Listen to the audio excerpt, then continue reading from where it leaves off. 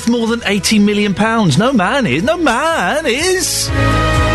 80, 85, £95 million for a bloke who kicks a ball around? Flippin' heck.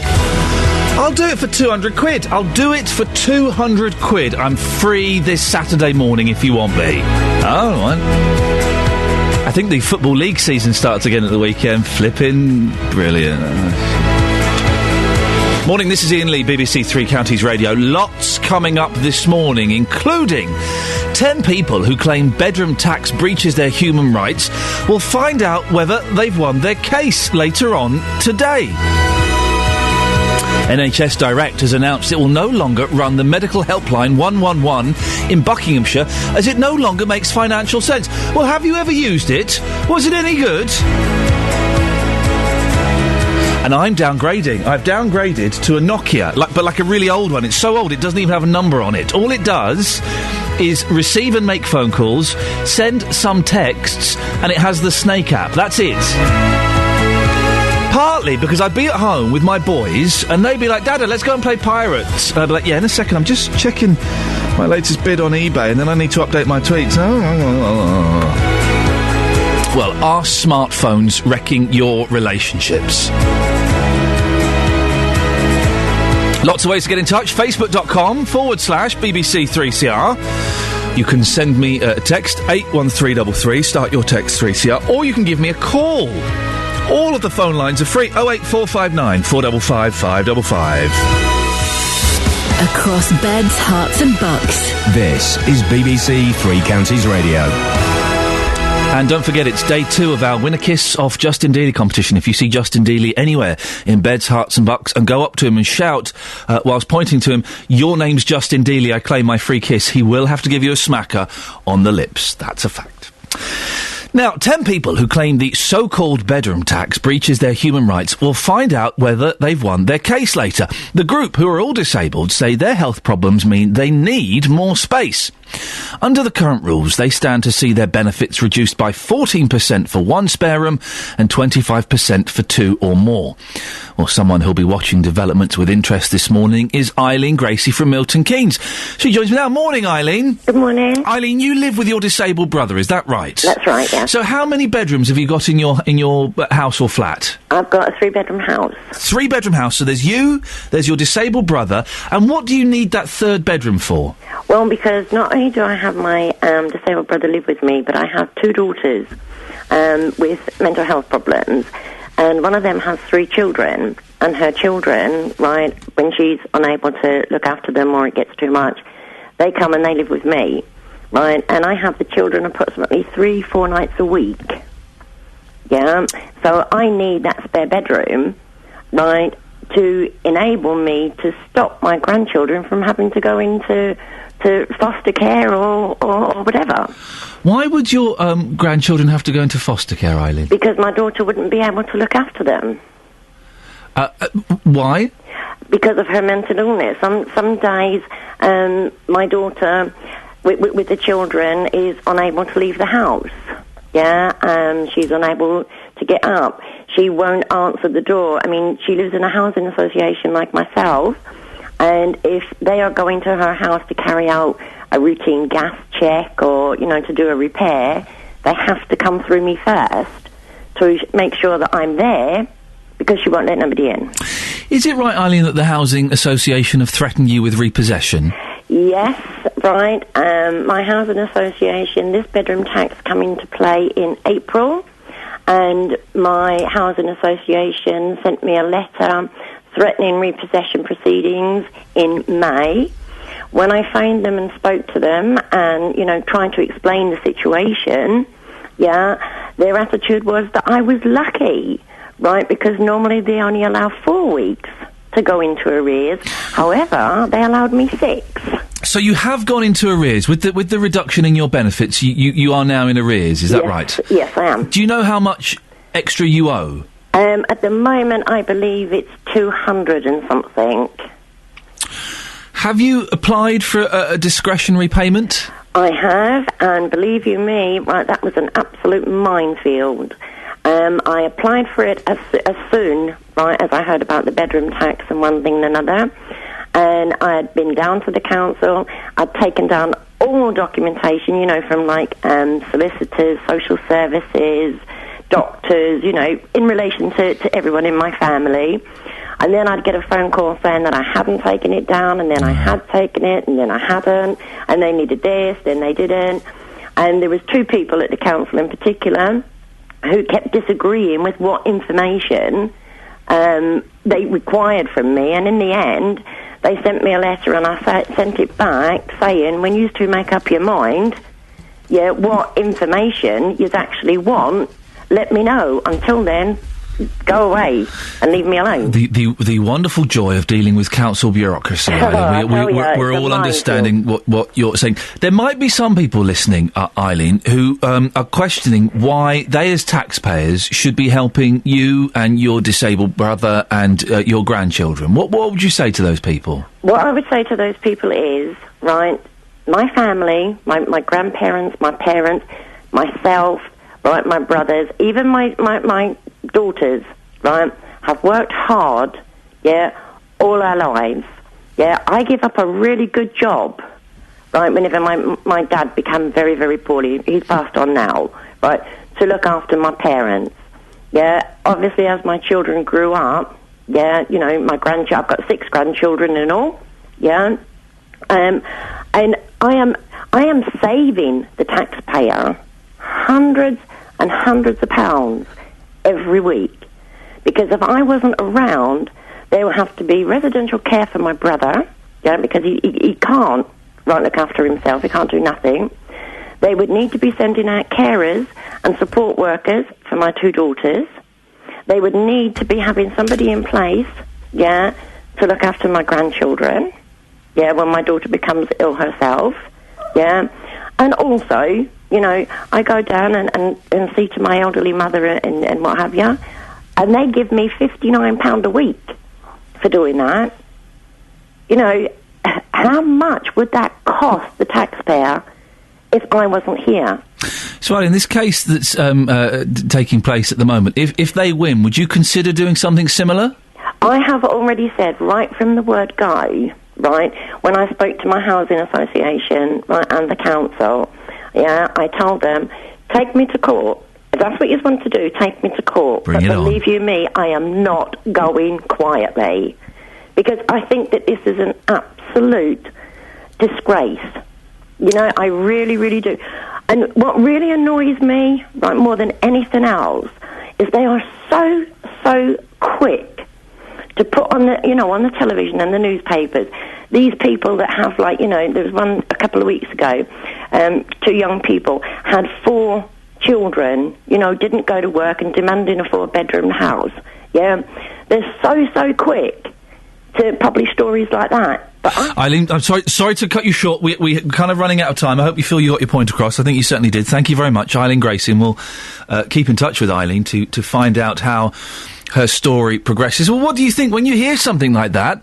Eileen lives in a 3-bedroom house. There's her and her brother that lives there, and she needs that extra room to look after her grandkids 3 or 4 nights a week.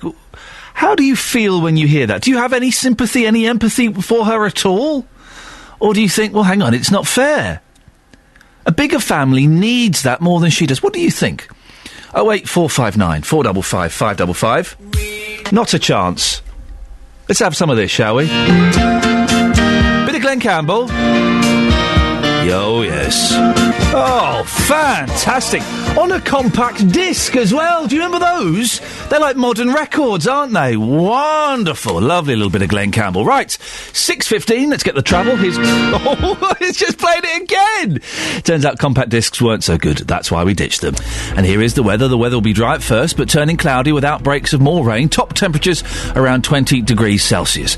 Coming up, the number... What? What have I done? Nothing, carry on. You're all looking at me. It's my job. But no, what did I... All 3 of you just sat there looking at me as I've just... Well, it was interesting that we got some weather, that's all. Oh, for goodness sakes. Coming up, the number 111. Have you ever used it? Well, it could be going in Buckinghamshire. Don't dial that. Dial 08459 455 555 and tell me your stories about it. BBC 3 Counties Radio.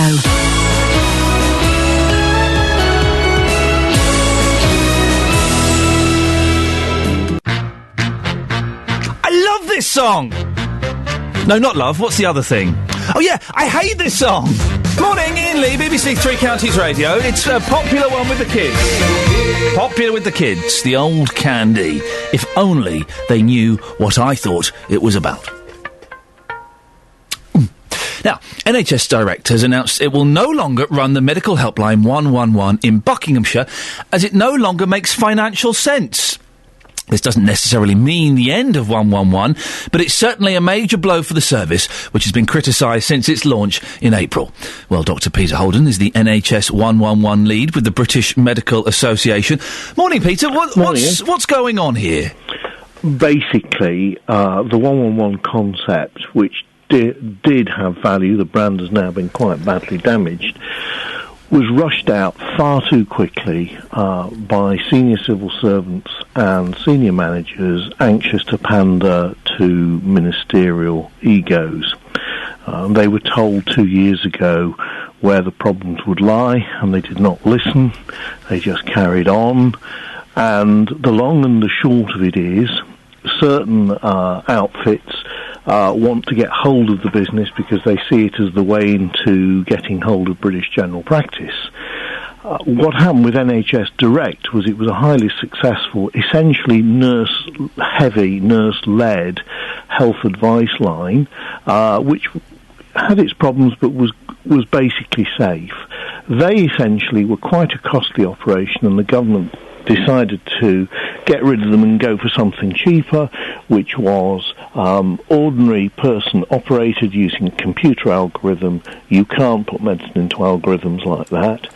And in order to survive, NHS Direct, which was at one time just in lay terms a special health authority, became an ordinary company, and suicidally bid low to get contracts to try and survive. Because within the health service, there is a bent contracting culture which says, well, just bid for it. The ministers are going to have to see to it that it doesn't fail. Well, that's You'll their get fault more then, money Peter. later. If they underbid, if they gave a figure that was unrealistic, then NHS Direct are to blame, aren't they? Yes, you can say that, but the fact is they will walk away, and that's what they've done. And the fact is that this should have been dealt with through proper contracting mechanisms, and it's the faulty contracting that's going on, and the institutional dishonesty that exists within the NHS over contracting. What does this mean for the 111 service in Buckinghamshire? When do NHS Direct walk away, and who replaces them? We don't know. The government's playing cards close to the chest. They spent yesterday trying to say, oh, this was teething problems, it was all in April. No, it wasn't. The filming was done in June. And we know... This is the filming of the Channel 4 Harmony, dispatches. the other provider, which means that you've got one provider that provides a third walking away from it, and you've got another provider who's had a big question mark put over it over the film yesterday. So what actually it does mean is 111 is not all bad. There are not-for-profit providers out there doing 111 in Hertfordshire, in Derbyshire and in other places. And the key issue is they are integrated with the local out-of-hours service. That's the point. They have to deal with all the problems they generate, whereas the rest of it was just an ordinary telephone answering service which just handed the problem on, and all that they were bothered about was quality, not quantity, not quality. Well, we answered the phone within X seconds and we did this. But they didn't bother they weren't interested in whether the outcomes were right. They merely fulfilled the tick box. When I called NHS Direct in the past, I'm sure I didn't always speak initially to someone who had medical training. And sometimes it would take, 45 minutes, an hour for a nurse to call me back. Which is crazy. And it shouldn't happen. The specification is that if you need clinician advice, on 98% of occasions, you should be warm transferred. What that means is... But this was on the NHS Direct service I'm talking about. This was when I called NHS Direct a couple of years ago. Oh, NHS Direct was never intended to be part of the out-of-hours handling. Right. It was an advice line you could ring, nothing more. OK, and whereas 111 is billed as... 111 is the front end of the out-of-hours and all urgent and scheduled care. So it's a block in the way of you getting care when it could well be very urgent. Yep. Dr. Peter Holden, thank you very much. NHS 111 lead with the BMA, joined now by Barry Brown, who is National Officer for Health with the union Unite. Barry, what do you make of the news that NHS Direct will pull out from Bucks and elsewhere? Well, obviously, it's very disappointing, but for all the reasons that Peter Holden has just outlined, it's understandable because NHS Direct was very successful. It had been in place for over 10 years. It had a high rating among those who used it. And the move to 111 has been done in such a way as to emphasise the need for the competitive tendering and the opportunity for private organisations to come in and provide a service which really can't be at the same level as we've been accustomed to. For the reason, again, that Peter Holden outlined, that NHS Direct, you're likely to speak to an NHS nurse, a professional, whereas with the 111 service, particularly one that we saw last night on Channel 4 dispatches, you're dealing with those in the call centre who've got absolutely no health background whatsoever. I am slightly confused. If NHS Direct underbid and they put in a bid too low, then that's their fault, isn't it? What they were trying to do was obviously maintain their presence and the range of expertise and skills that they have brought to NHS Direct over the years.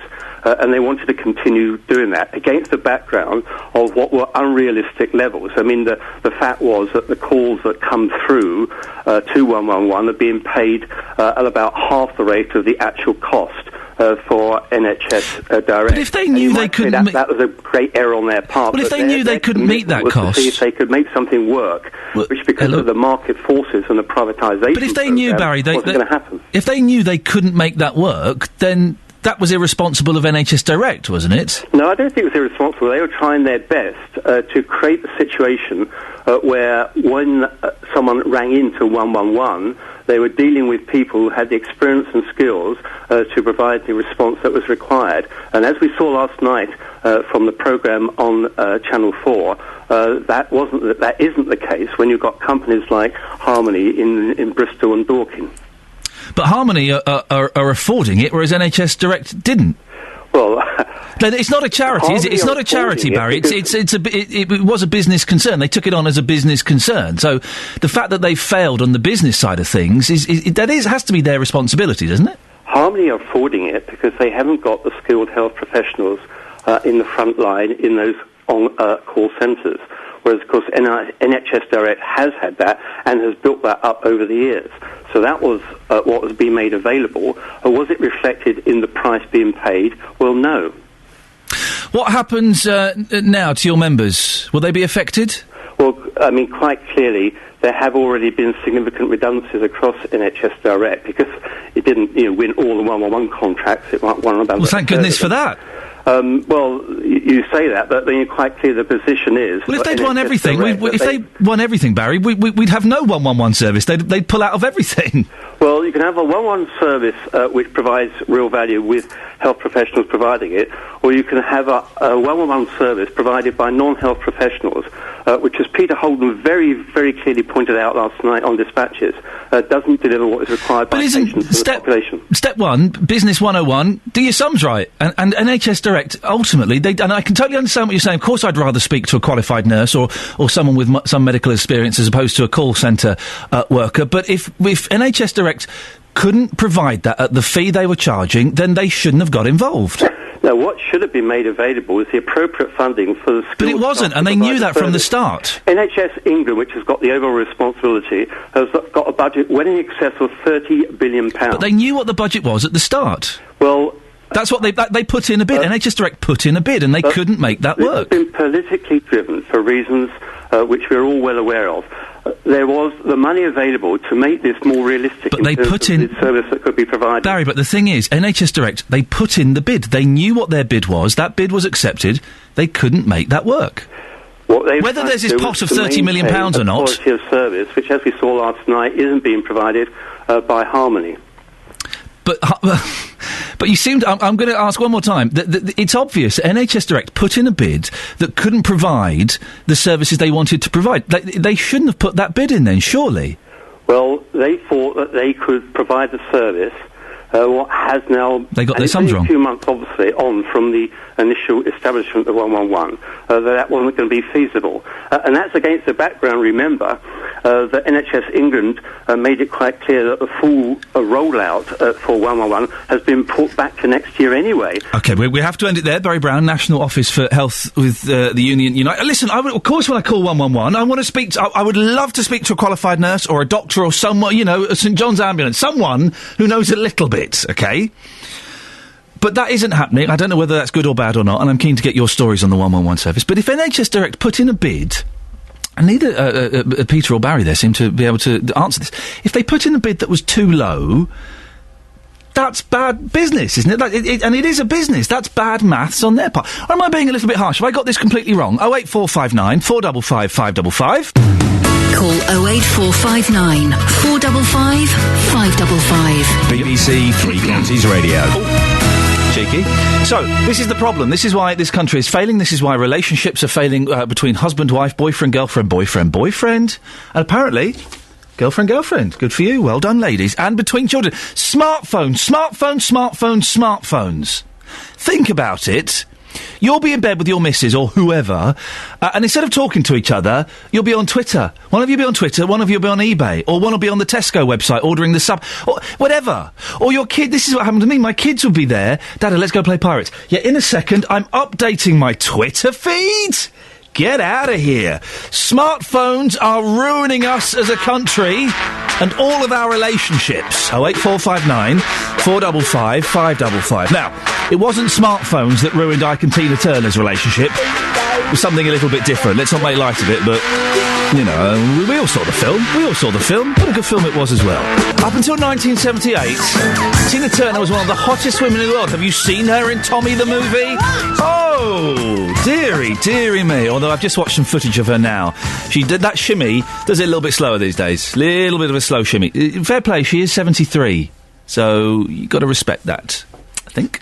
Smartphones, they're wrecking your relationships. You may realise it, you probably haven't. I've downgraded my phone. All it does, text, call, play Snake. It's got memory for 20 texts. My memory was full. I had to delete everything in my inbox. You can't carry on conversations. People text me now and I don't bother replying because it's too hard. I don't know what the question mark is. I don't. Well, our reporter, Justin Dealey, uses his phone primarily to take photographs of himself. Justin, you've been... Harsh but fair? Nope. You've been finding out this morning if smartphones can ruin relationships, haven't you? Yeah, your phone's cracking, isn't it? Now, I've done some research on this. I thought when your phone came out, Aqua were riding high on top of the UK charts. No, it wasn't. It was Bryan Adams. Everything I do for you. If you want to see my phone, there is a picture of my phone having a little kiss and a cuddle with Catherine Boyle's phone. It's on facebook.com/BBC3CR. That is genuinely the phone I'm using for the next month. I'm going to give it a go for a month and see how we get on. But you kind of agree with me on this. Absolutely. That we use our smartphones too much. Do you know what, boss? You're absolutely spot on. How often do you go out and people don't have a conversation? They're sitting there with their partners, and do you know what? Some muppets, they go out for a meal together, and they're sitting opposite each other, and they're Facebooking each other. Yeah. How ridiculous is that? These people are insane. And just to clarify, of course, Justin, you this morning, when we brought up this, you said loudly in the office, what's a smartphone? What's a smartphone then? Is it? And then he held up his iPhone and went, is this a smartphone? Yeah. Yes, it is. Oh, like a smartphone, Funko. These impressions, mate, don't give up the day job. Seriously. You've been speaking to gentlemen, first of all. What have they been saying about smartphones? Yes, here's what men had to say. Now, I started with a man who was walking and texting on his smartphone. Take a listen to this. Well, I'm actually talking to my girlfriend at the moment. Like, she's just messaging me, but I don't think it has such a big role to play, to be honest. Personally, if people are together, they shouldn't, be concerned about smartphones or whatever. They just should spend time together and stuff like that. Okay, just lastly, has your partner ever said to you, or vice versa, just put the phone down? Please put the phone down. Come here, give me a big cuddle. Actually, no, to be fair, no. Never happened, actually. Well, personally, I don't spend that much time on the phone. I try to spend time with my girlfriend rather than on the phone with her. You should be a relationship expert. You're fantastic. Thank you very much indeed. Have a great day. No worries. You too. Take care, yeah. Yes, it could, yeah. Everybody uses them. Too much. I use it myself too much. And what about your missus, then? She uses a lot. More than me. Really? Yeah. So are you forever saying to her, come on, give me some attention. I want the attention, not the phone. No, she says that to me. She says that to me all the time. So she's saying that to you, but you're saying that she uses the phone more than you? Yes. So you must be lacking the attention then? I don't mind it, not having attention, because I'm usually on my phone or on my iPad. Thing. Oh, I don't mind not having attention with my lass. Hang on a minute. So he doesn't mind not getting the attention because she's on her phone, because it means he can use his phone more. But if they both ditched their phones, they would be making love, they'd be watching films, they'd be eating together, they'd be talking, they'd be sat side by side. Here's the problem with our society, isn't he? There you go. There is a man. Broken Geordie Britain. Absolutely. Broken Britain. Yeah. Women. What have women been saying? We've got a fantastic rank coming up here, Ian. You are going to love this. I asked the lady a moment ago whether smartphones ruin relationships. Stand back. This is what she had to say. Uh-oh. Smartphone ruin your relationship. Any phone ruins your relationship. You go into the kids nowadays or the pub where everyone's having a few beers, there's no conversation. Everyone's there on the old phone. What's wrong with communication? Put your phone away and link up, talk. So are you saying then that smartphones have ruined your relationships in the past? Yeah, they do ruin my relationships because I feel the need to take them off people and tell them, talk to me, man. What's wrong with communication? Get off your phone and communicate with us round the table. I've been out with about 7 people and there's 6 of them all on the phone. No one's talking, they're all on the phone. Makes you angry, doesn't it? Just, it's a little bit frustrating, yeah, it is. It is a little bit frustrating because I like to talk. Communication's the key, and if everyone's on their phone, no one's talking.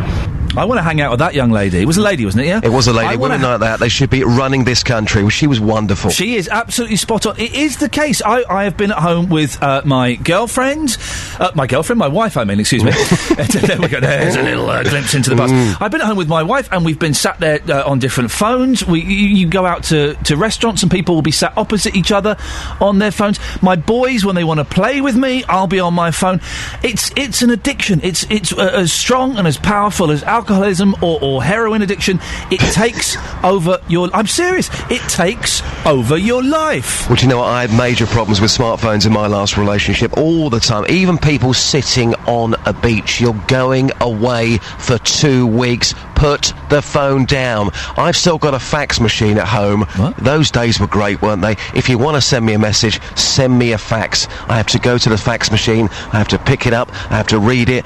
I don't want that message instantly in my hand if I'm on a beach. Come on. What's happening out there? I could never work faxes. Stay there, Justin. Dennis is in Dunstable. Dennis wants to work. Good morning, Dennis. Good morning to you, Ian. And good morning to Justin. Good morning, Justin. Morning, sir. Thank you. Good morning. Dennis, are smartphones ruining your relationship? My relationship is 64 years old today. It's our wedding anniversary, and I've never used a smartphone. My wife doesn't even know what a smartphone looks like. Well, neither did Justin Dealey this morning. He didn't have a clue. I've only just learned to switch the light on. Well, congratulations on 64 years. Do you think that's part of the secret, Dennis? The fact that...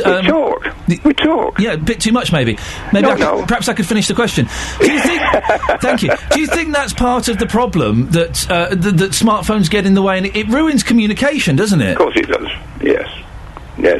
Mine is a simple phone. I don't walk around with it stuck to my ear. No. I use it just to ring home. I just never switched on. And my provider are very lucky if they get more than £4 a month out of me. I am frustrated. I'm finding it awkward and uncomfortable. It's only day 3 of not having my smartphone. I'm itching. I'm itching a little bit, but I'm going to stick with it for a month. When I tried to tell my provider I was downgrading, the woman went, huh? I said, yeah, I'm getting rid of my iPhone and I'm going to go to a Nokia, and all it does is do texts and phone calls. Would you want 4G with that? No, I don't want anything. She couldn't understand it. Dennis? Yes? Justin's got one thing he wants to say to you. Are you ready? Yeah, well, Come I don't here, know. give me a big cuddle. Is it shock? Come here, give me a big cuddle. A big cuddle? Come here, give me a big cuddle. I would do, but I haven't got a smartphone. Come here, give me a big cuddle. Is that a no, then? That's a no, definitely. How about... I'm very particular who cuddles me. Me no speak English. Oh, good, very good. No, it's a ridiculous. My other lady will be coming to cuddle me before long. Who's coming to cuddle you? My 64-year-old lady. Hang on a minute. You said you've been with her for 64 years. She's 88. There we go. Yeah, she's 88 yesterday. Dennis, go away. Goodbye. Yeah, Justin? Yeah. Same to you. Bye. Ta-ta. Morning, this is Iain Lee, BBC Three Counties Radio, 08459 455 555. Now, workers at Wolverton, a Wolverton-based company, have been told they won't get paid this month. This is incredible. Okay, right, I see what's happening. Sorry, yes, I'm communicating via the medium of sign language with my producer, Catherine Boyle, and Kelly Betts, who's come up with an interesting sign saying 1 minute. Well, it means 1 minute, doesn't it? I think, if you want to have your say about the, by the way, the smartphones, facebook.com/BBC3CR, go there. You can see a picture of my new phone. It's cracking. Oh, doesn't do anything. Phone calls and texts, that's it. Now, workers at Wolverton-based company have been told they won't get paid this month. It seems that Railcare are holding out for a takeover by a German firm before they can release the money, which has left staff wondering where the next mortgage payment is coming from. I'm joined now by Bob Crow, who is General Secretary for the RMT Union. Bob, this isn't 1813. Can companies legally do this? Yes, I'm afraid they can do it. So, I mean, they can withhold people's wages and... the only recourse you've got is taking action directly against that company. So how many people are affected, and what kind of sums are we talking about here? We're talking about just over 100 people affected. And what you're talking about, 170 actually. And what you're talking about here is sums of around about £600 to £800 a week has been withheld from them. And what are Railcare saying? Well, if you let me explain, I'll be able to tell you. There's no other recourse except for taking action directly against the company concerned that withholds their wages. The problem that we've got is that the company that was going to take over, the German company, supposed to sign the deal on Friday and release the money. They never signed the deal. And what that's left us with is that the company that owes the money doesn't want the company anymore.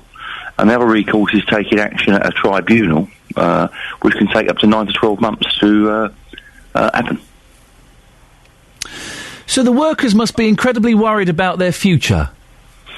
Well, I mean, just take it for yourself. How would you like to come into work yourself and just be told that you've got no money? Bob, I'm on your side. Don't come at me with the attitude. I'm on your side, mate. No, it's not an attitude at all. No, I'm just telling you exactly how else you think they would feel. The reality is that if the workers refuse to come to work, they will be taken to court, or the union will be taken to court, to say they're not in a ballot for strike action. The employer can just say, not paying you. And it's legal. That's the imbalance that we've got in Britain today. Do we know if they're going to get paid next month? Well, no, we don't. I mean, we're hoping. We've spoken to the chief executive last night, who I've got to say has tried his very best, in my opinion, to secure the money forward from this company. But unfortunately, there's no money at the moment in time, and our members are in a cleft stick. Do they refuse to come to work because they're not being paid? Or, like the committed people they are, they want to keep the company going for themselves and for the work they manufacture and maintenance they do. So therefore, they have to come to work to make sure that the orders have been prepared. I've got to say, what a dedicated bunch of people these are who've come to work with no money, making sure that the firm keeps going. So, and that's your advice, then, is it, to keep showing up? Well, yes. I mean, they've got to show up. If they don't show up, I mean, people could just pull out all together and say that they've sacked themselves. So they're turning up for work as per normal, and we're trying anything we can. We're making a phone call later on to Germany to try and speak to the chief executive to see if some funding come forward so members up there can be paid. Bob, thank you very much. No one wants to sack themselves off, do they? That would be an awful situation. Bob Crow there, General Secretary for the RMT Union. We asked Railcare to come onto the programme this morning. They said no. I think Bob is used to being to speaking to radio presenters who are constantly challenging him and having a go at him. I was totally on his side there. How could you not be on his side in this situation? There are workers not getting paid. So I will excuse him his slightly defensive attitude. Maybe we woke him up early. I don't know, but it's on your side, Bob. You had a fan there. Shall we have a quick look at the front pages of the newspapers? Let's do that. The Daily Telegraph. It's an advert for a BMW. Can newspapers do that? Yes, they can. They've sold their soul and their front page by putting an advert for a BMW. If we go inside, though, it ain't much better. It's an advert for Princess Beatrice on a beach. That's right, multi-millionaire Princess Beatrice is on a beach.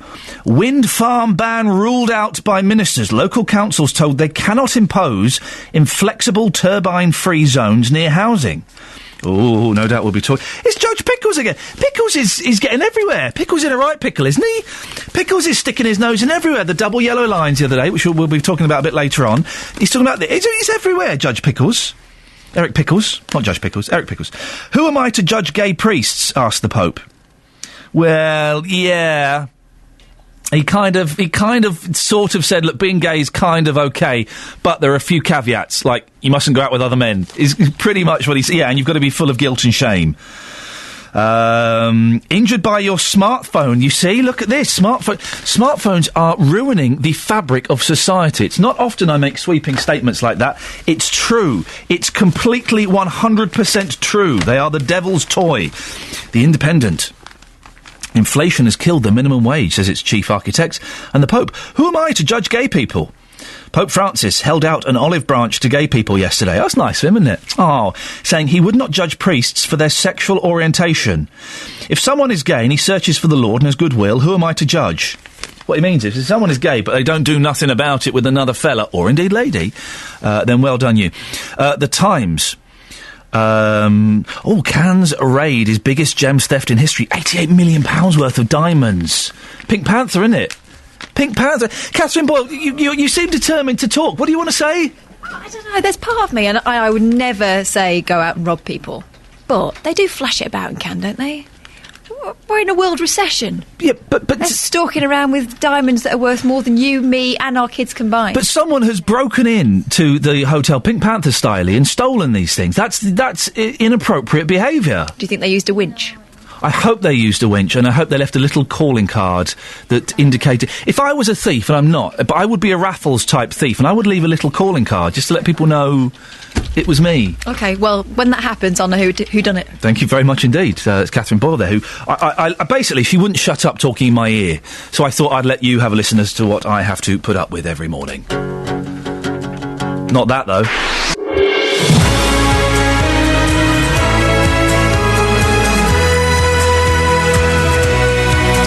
This is Iain Lee, BBC Three Counties Radio. We're talking about the smartphone ruining your relationship. Same with those pads as well, the iPads, the notepads, the Kindles, the Galaxy thingies, whatever they are.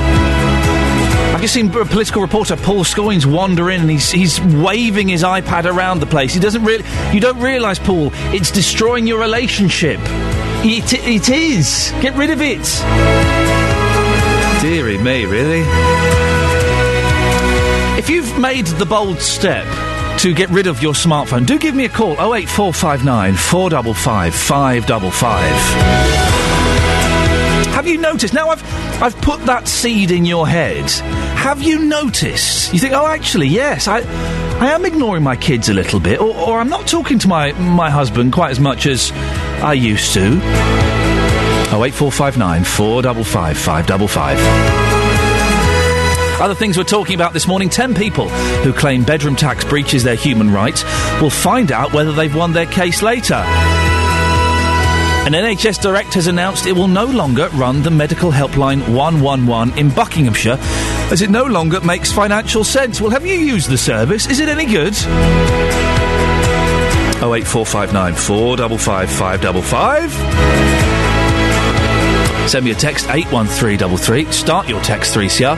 Or you can go to Facebook. If you want to see my new phone, it's up there. Facebook.com/BBC 3CR. Across beds, hearts and bucks. This is BBC Three Counties Radio. 10 people who claim the so-called bedroom tax breaches their human rights will find out whether they've won their case this morning. The group, who are all disabled, say their health problems mean they need more space. Well, under the current rules, they stand to see their benefits reduced by 14% if they have one spare room and 25% if they have two or more. Well, Pauline Walton is a carer from Shefford and joins me now. Pauline, tell me about your situation. Well, my partner's disabled. The flat that we are actually in is supposed to be a disabled flat with 2 bedrooms, and they were just trying to make me pay for this extra bedroom tax. So you've got a disabled partner, and you've got 2 bedrooms, and the council are saying because you are a couple, you only need 1 bedroom. Yeah. Why do you need the second bedroom? Well, my partner suffers with he's in a wheelchair, 24 hours type of thing. He has a spinal injury in his back, so obviously he needs that bed for himself. And obviously I need the other bedroom for like my health, really, to give me a break. Yeah, of course, it must. And you're his sole carer, are you? Yeah, I'm his only carer, yeah. Yeah, and of course, it is hard work, isn't it, looking after someone? It is, yeah. So what did the council say? They said, look, you've got a choice. You can either pay us more money or you can move out. What was your reaction to that? Well, I was annoyed. I had help from the... I can't remember what they call it now. Some help I got to fill all the forms and everything in. I got a letter from the doctor, stating my partner's disability and everything. And for him to say, I needed, room for myself. And we just kept getting letters saying that, we owed rent arrears, and this was all getting me worried and what have you. It started off where I owed £100 in rent. Then it went up to £300 in rent. And that must have been quite worrying when you these bills keep coming in. Yeah. But things have improved, have they, Pauline? What happened? Well, I spoke to this gentleman, and he asked me to send all his paperwork in, which I'd already had sent it in. And I just getting, these letters saying I owed this rent and whatever, so I kept phoning them back up and, saying I've sent all his paperwork in. But what I couldn't understand was they received a letter from what I'd sent him from the doctor, but they hadn't received, the rent change, what we get, yearly. Again, back to this bureaucracy nonsense. But I couldn't understand why did they receive the letter from the doctor, but they didn't receive this rent thing when everything was in one envelope. But so they eventually, you managed to get everything through, and what was the outcome, Pauline? Well, I just got a letter back saying, sorry for the delay and blah, blah, blah, blah, blah. And something about we'll be recessed again in September. So what does that mean? Have they let you off the money that you owe them until September? Well, as far as I know, that's as far as I've got, yeah. I did get, because you get a sheet, stating your rent every so many months. And I got one yesterday, and according to that, my rent was clear. So I'm surmising everything's been sorted out. So I imagine, Pauline, you'll have an eye on this case that's taking place at the moment to see what the outcome is to that. Yeah. Pauline, thank you very much, and fingers crossed, and we'll talk to you in September, no doubt, to find out what's happening. That's Pauline Walton, who cares for her partner in Sheffield. I'm joined now by Claire Asprey, who is from the National Housing Federation. It's a bit tough, isn't it? But things may be on the improvement there for Pauline, Claire, but it is tough on a lot of people, isn't it? Absolutely, and that's a very typical case, actually, Pauline's case, where you have a couple where one is the carer for the other, and they're because they're married, they're not entitled to a spare bedroom, even though many of them do need one. And I know there are several cases I'm aware of where a disabled person has a special hospital bed, or so much equipment in the room, there literally isn't room for their partner to sleep in the same room. That second bedroom isn't a luxury, it's an essential.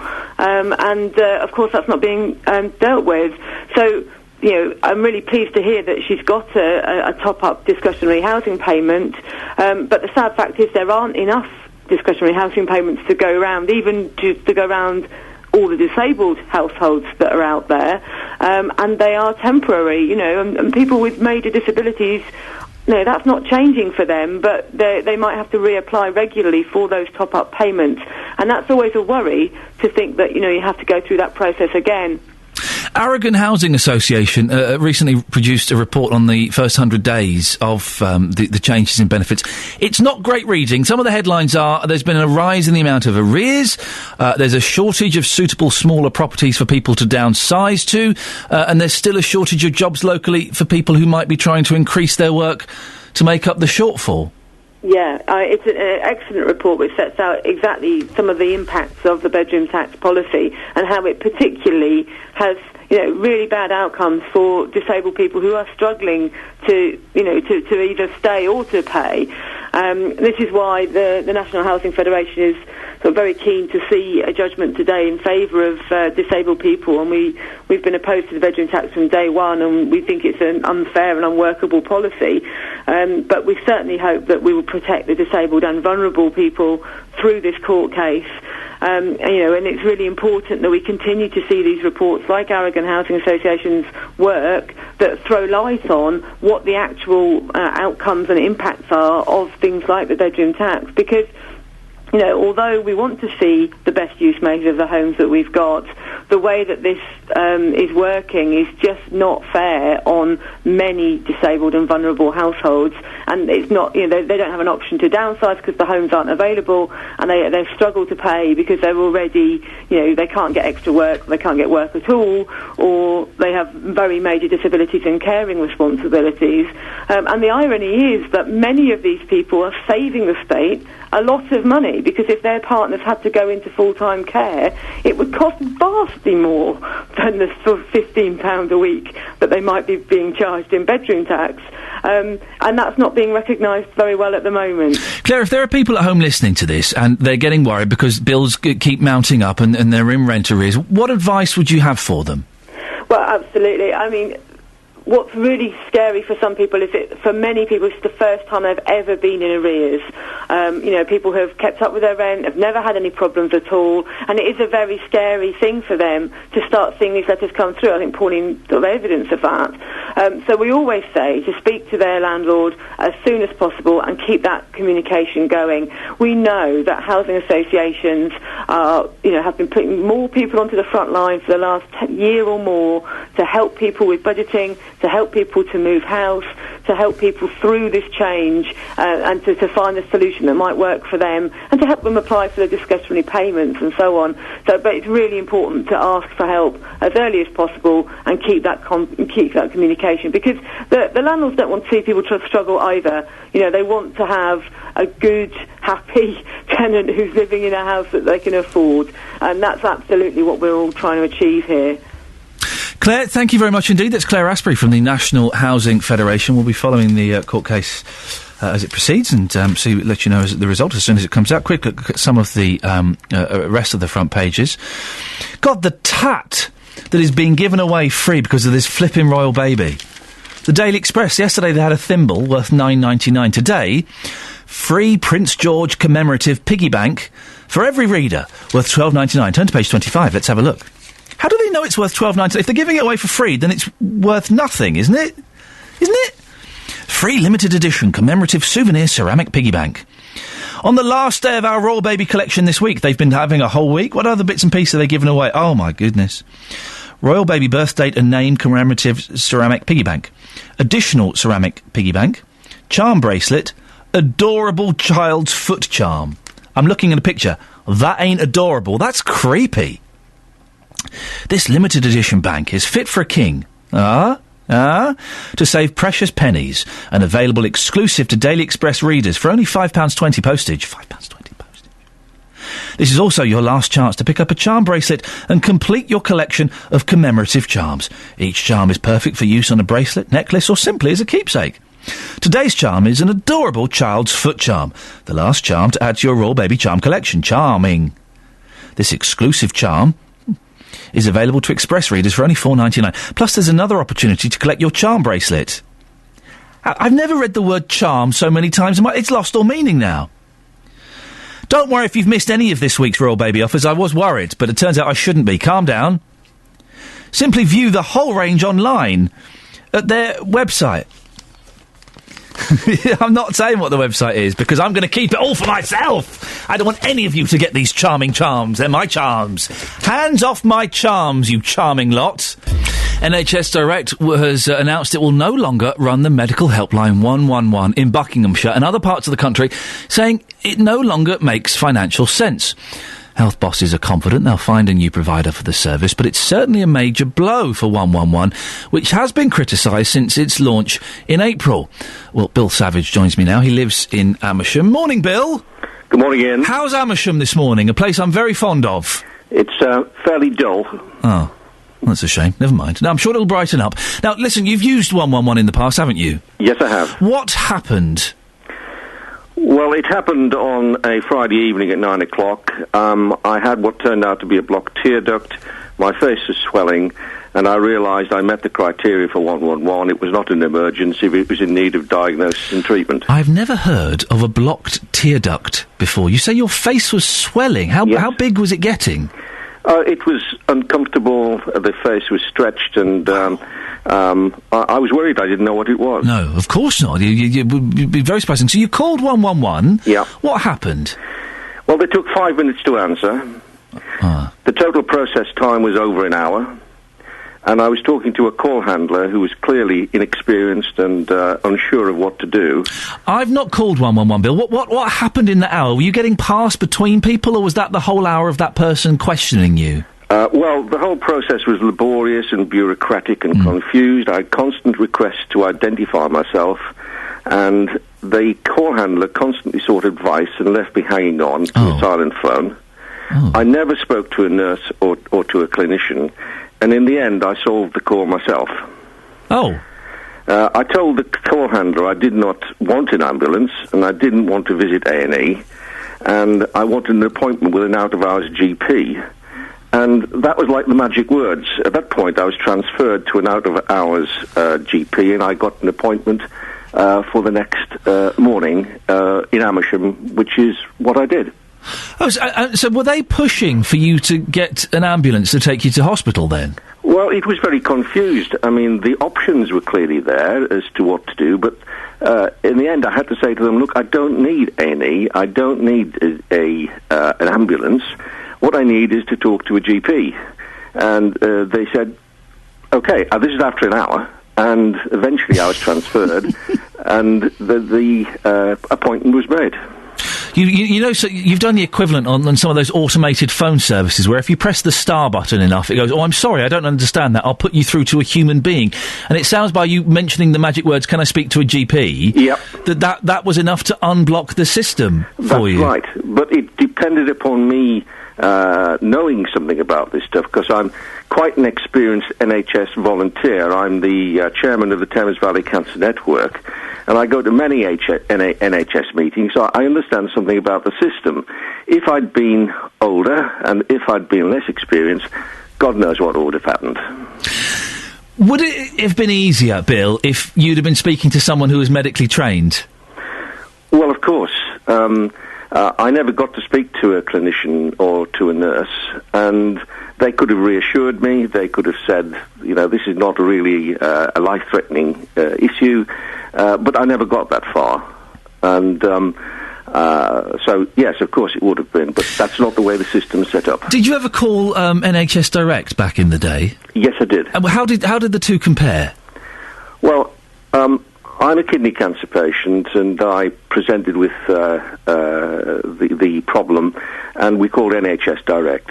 And I did not have good experience of NHS Direct, so I can't say that one was better than the other.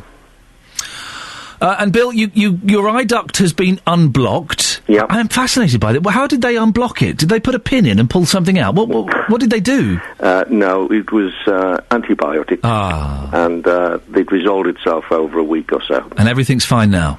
Everything's fine now. Bill, I appreciate your time this morning. Bill Savage from Amersham. If you've used the 111 service, then do give me a call, 08459 455 555. How did you find it? Sounds like I've heard mixed reactions on various phone-ins about this, but it sounds like Bill there had a very frustrating experience. We did invite NHS Aylesbury Vale and Chiltern Clinical Commissioning Group onto the programme. They said no, but they did send us a statement. Thanks, guys. By the way, can I just say to companies, sending a statement, you kind of come across not looking so cool. It says, we are aware of the position regarding NHS Direct and considering other providers who could operate this service for us. 111 in Bucks currently operates very well, and we would not normally be looking for another provider at this point in time, but we understand the need to do this. Well, there you go. 08459 455 555. Text 81333. Start your message with 3CR. Text will be charged at the standard network rate. BBC Three Counties Radio. The bedroom tax. It's a lazy description. I think we're calling it is it the spare room subsidy now? That's what we're referring to it as, the spare room subsidy. There is a court case going on today, and the result should be announced later on today, where a judge will decide whether the spare room subsidy, the bedroom tax, the reduction in benefits if you've got a spare room in your house, whether it's discriminatory against disabled people. I'm keen to get your thoughts on this. 08459 455 555. Have you been affected by this? Do you think it is unfair that some people, because of disabled needs and things like that some people they are being forced to pay extra money? Or do you think, well, hang on a second, they've got a spare room. Well, it doesn't matter what the situation is. They've got a spare room, get on with it. 08459 455 555. Also, smartphones. I've planted this seed in your head. Think about it. They are killing your relationships. Back in the day, 10, 15 years ago, you wouldn't have been sat in your living room with your partner, a word I despise, by the way. You wouldn't have been sat there, both of you looking at your little screens while the TV's on at the same time. You'd have been talking or arguing or making love or doing something. That contact, that intimacy has disappeared now because of phones, these smartphones. 08459 455 555. Have you noticed this? Are you aware of this? Have you seen the change in your relationship because of it? Now I've mentioned it, I think you'll go, oh yeah, actually, that's a point. If you want to see my new phone, I've downgraded. If you want to see my new phone, go to facebook.com/BBC 3CR. You can have a look at it. All it does, phone calls and texts, nothing else. Nothing else at all. It's day 3. I'm a bit itchy, but I think I'm getting by. 08459 455 555. Eric Pickles was in the paper again the other day. He wants to make it legal for you to be able to park on double yellow lines for 15 minutes. He thinks it will revitalise the high street. I thinks it will cause chaos. Well, Justin Dealey's out and about. Justin, where are you this morning, sir? I'm in Dunstable. Why would it cause chaos? I'm confused. Let me think. Because double yellow lines are there to keep roads clear. But then again, don't we want to keep our local businesses open? At the expense of travel anarchy?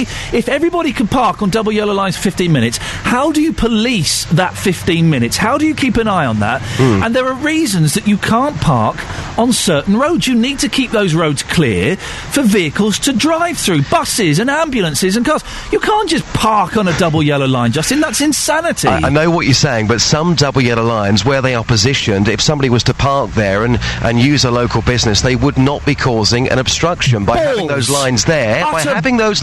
You could put people off using their local business. They could then go out of business. No, utter balls, Justin. Go have it so you can park in pay and display bays for 15 minutes for free. Do that. That's a good compromise. No to double yellow lines. It's a nonsense. Well, I'll tell you what, I have been talking to Peter Doran this morning in Dunstable. Of course, Dunstable, all sorts of problems there with the high street, not doing particularly well.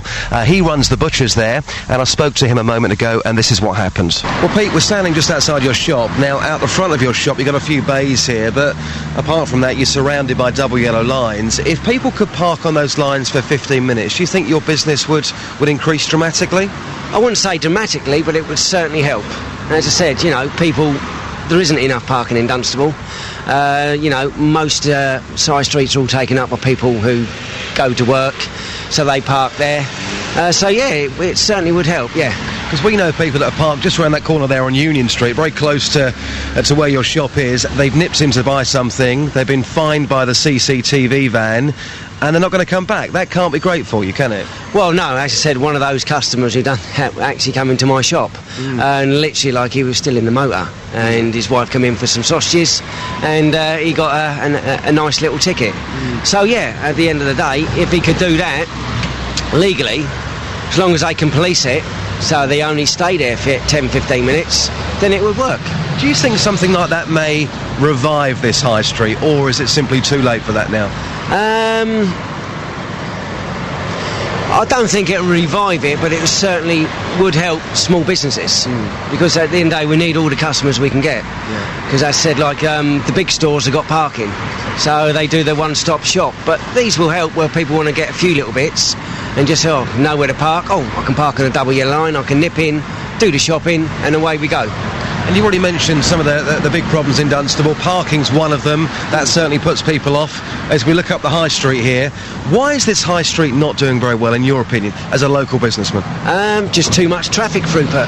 As I said, it can take you... I live the other end of Dunstable, and to get home can take me 20 minutes, which in the morning, when I leave at, 6 o'clock, it takes me 2. Yeah. So, at the end of the day, they've got to get, as I said, all the lorries from coming on this street, going from sort of like Milton Keynes area up into London. Stop that, you've got half a chance. OK, so if they could police this properly, and it was just for 15 minutes, you would certainly welcome this proposal with open arms. If they can police it properly, yeah, I think it would work.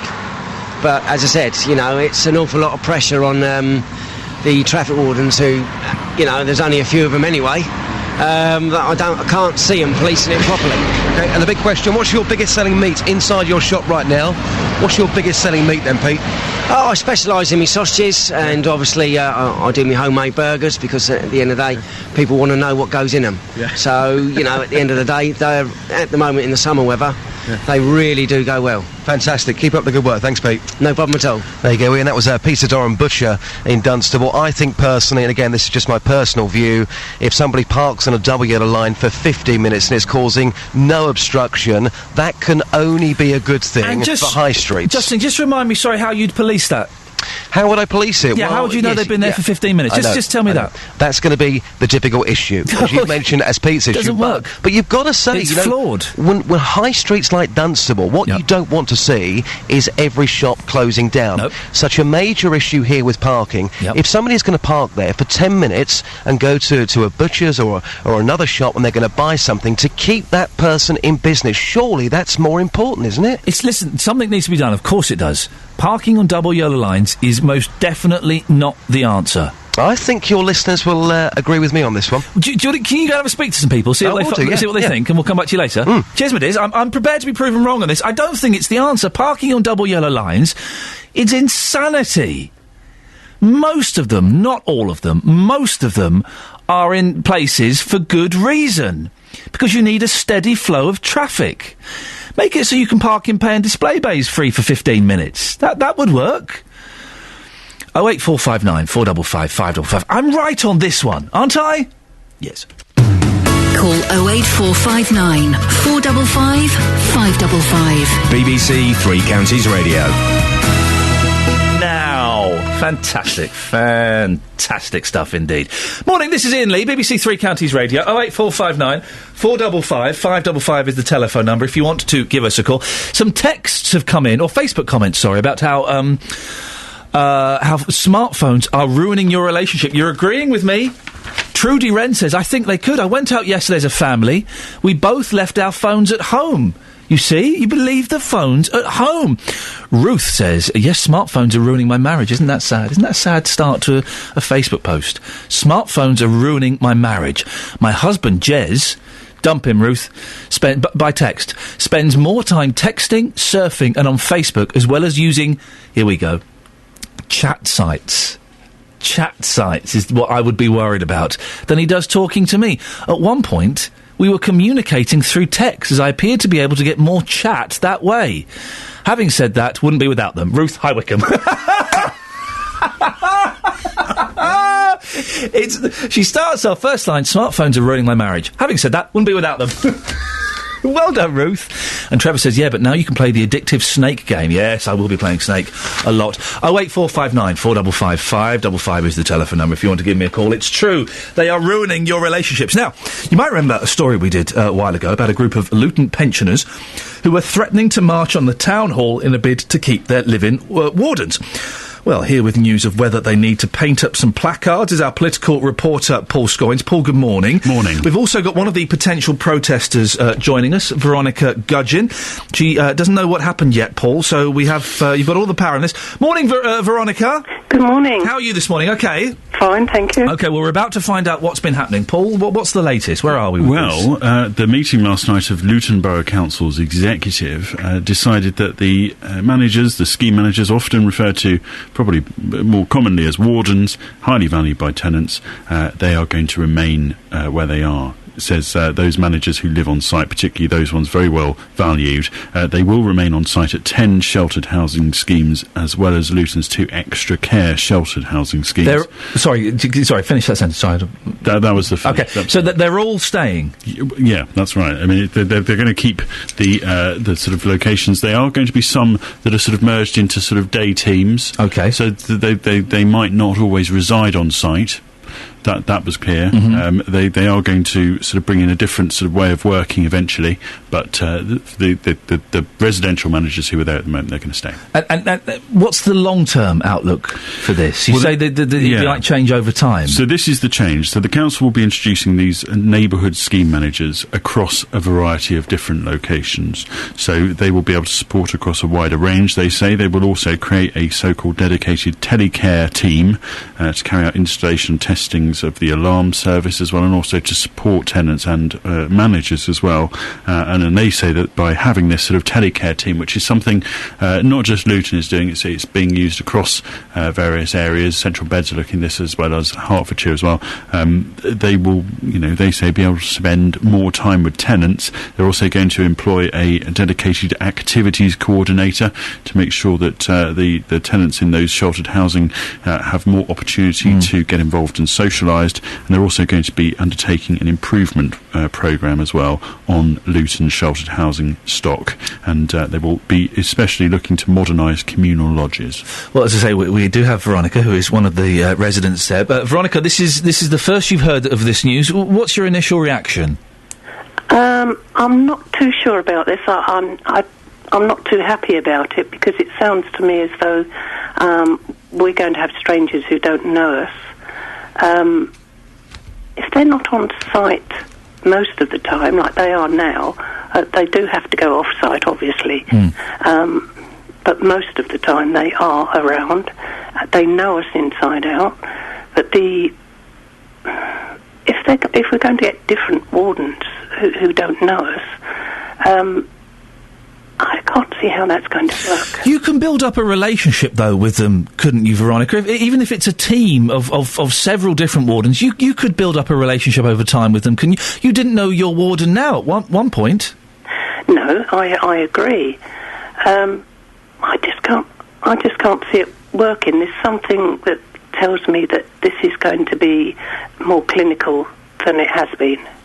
What the scheme managers are being told, Veronica, is that they can choose to either remain on site or move off site as well, and there'll be support for those if those people choose to move off site as well. So you might see some change, but it does look like on the face of it, the most will remain.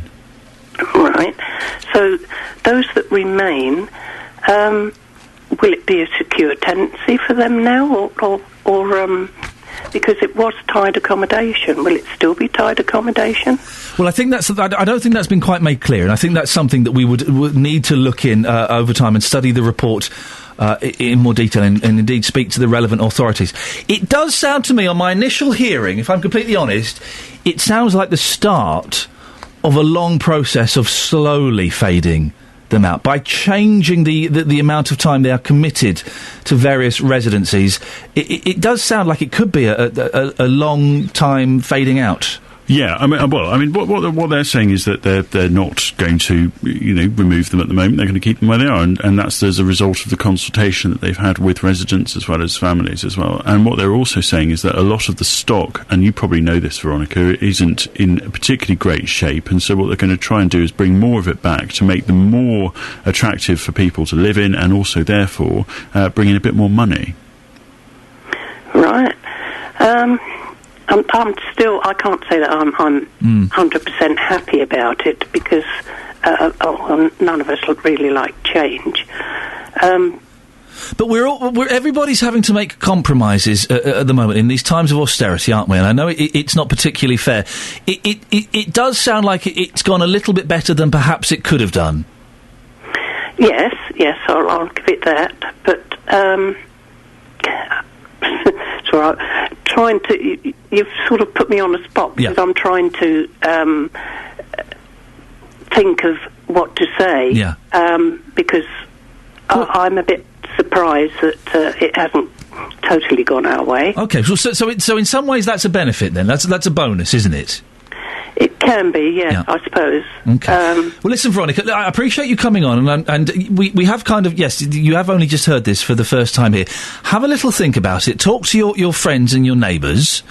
And maybe we can speak a bit later in the week to find out what the general consensus is amongst your peers. But you haven't given a great deal of detail, have you, really? Well, I mean, there is a lot of... you've not been given a great deal. Well, no, there's a lot of detail, which we probably can't go into in such a short interview. But, I mean, the top line is that they're going to keep these managers in the schemes that you're in at the moment and the two extra care facilities. They're going to bring in a programme of modernisation and hope to sort of look to make some changes to the way that these are staffed. But what they say is that as users of the service, you won't notice any difference, is what they're saying. But, I mean, there will be different people. Retire, and then there probably won't be anybody at all.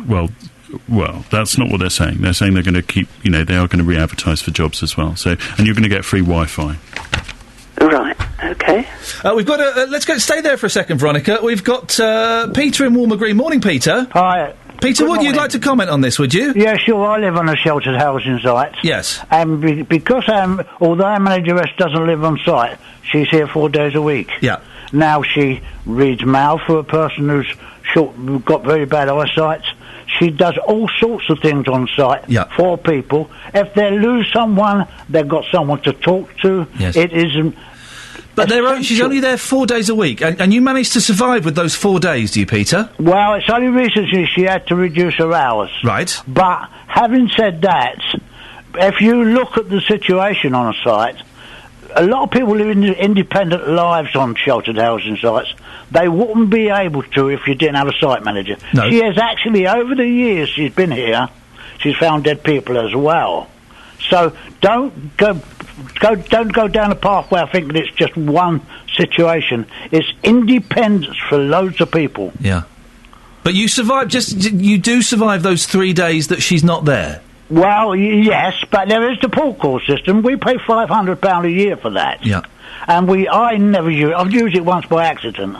But I've been here 11 years. Paul wants to say something. Well, Luton say that their telecare system will be something very similar to that. So you've got there are comparative systems. And this is, this is a system in Luton which I think Veronica will probably agree needed modernisation anyway. So this is the first step towards that. Peter, thank you very much. Veronica, we will speak to you at a later date to find out what the consensus is. Paul, stay there, because I'd like to speak to you after the news. We were talking yesterday about the travellers and the gypsies that have pulled up in Luton, and you've also got some news on that, haven't you? We'll talk about that after the news. I see you've got some interesting photographs there, so I look forward to having those explained to me.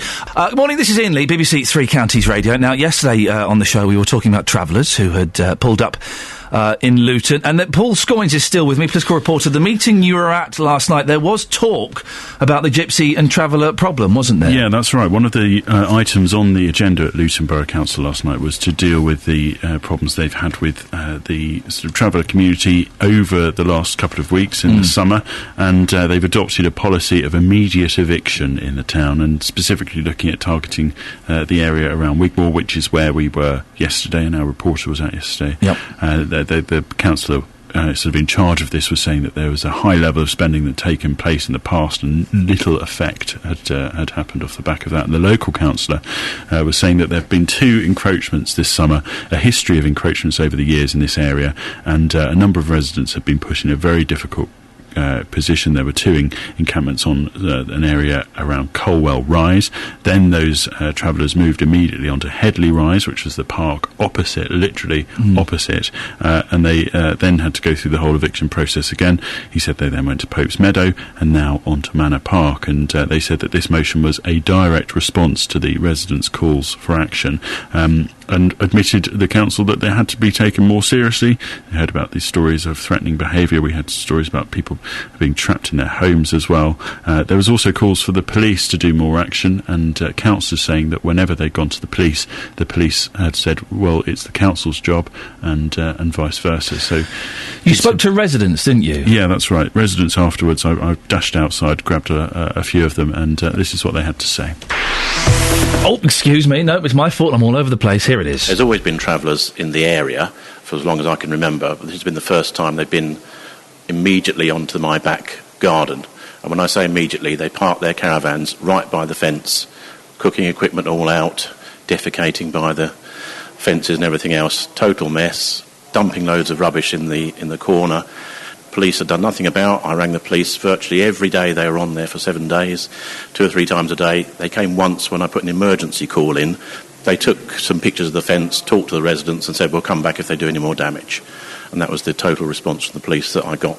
Just to support that as well, I had a caravan. It was parked literally my back fence. I look out at the fence, and the people are looking over it. They're in their caravan. It's quite a high sort of motor van, and they're looking physically intimidating you in your own house. Or the curtains are closed, or the doors are closed, the windows are all shut, and you're trapped in your own house. And after 5 days, I counted 23 cans that had been thrown over, just as an example. And how does that make you feel as a resident? Intimidated? Yeah, I think the most frightening thing is it was like prisoners in our own home for them, how many days they were and you went in over our and back said garden. to them about the language they were using at Lorraine, and then I went around there and said to them about it, and it was just one of their older kids told them to stop doing it in the end, but the abuse they were giving us, you know what I mean, unbelievable abuse. Do you feel that you're getting support from the council, local authority? You get no support whatsoever. You phone up and they just go, yeah, we know. And it's just... This is the special traveller hotline, isn't it? You phone the police, they don't want to know. The police just told us, keep logging it. There's more complaints you make, the more we can do something about it. But they do absolutely nothing.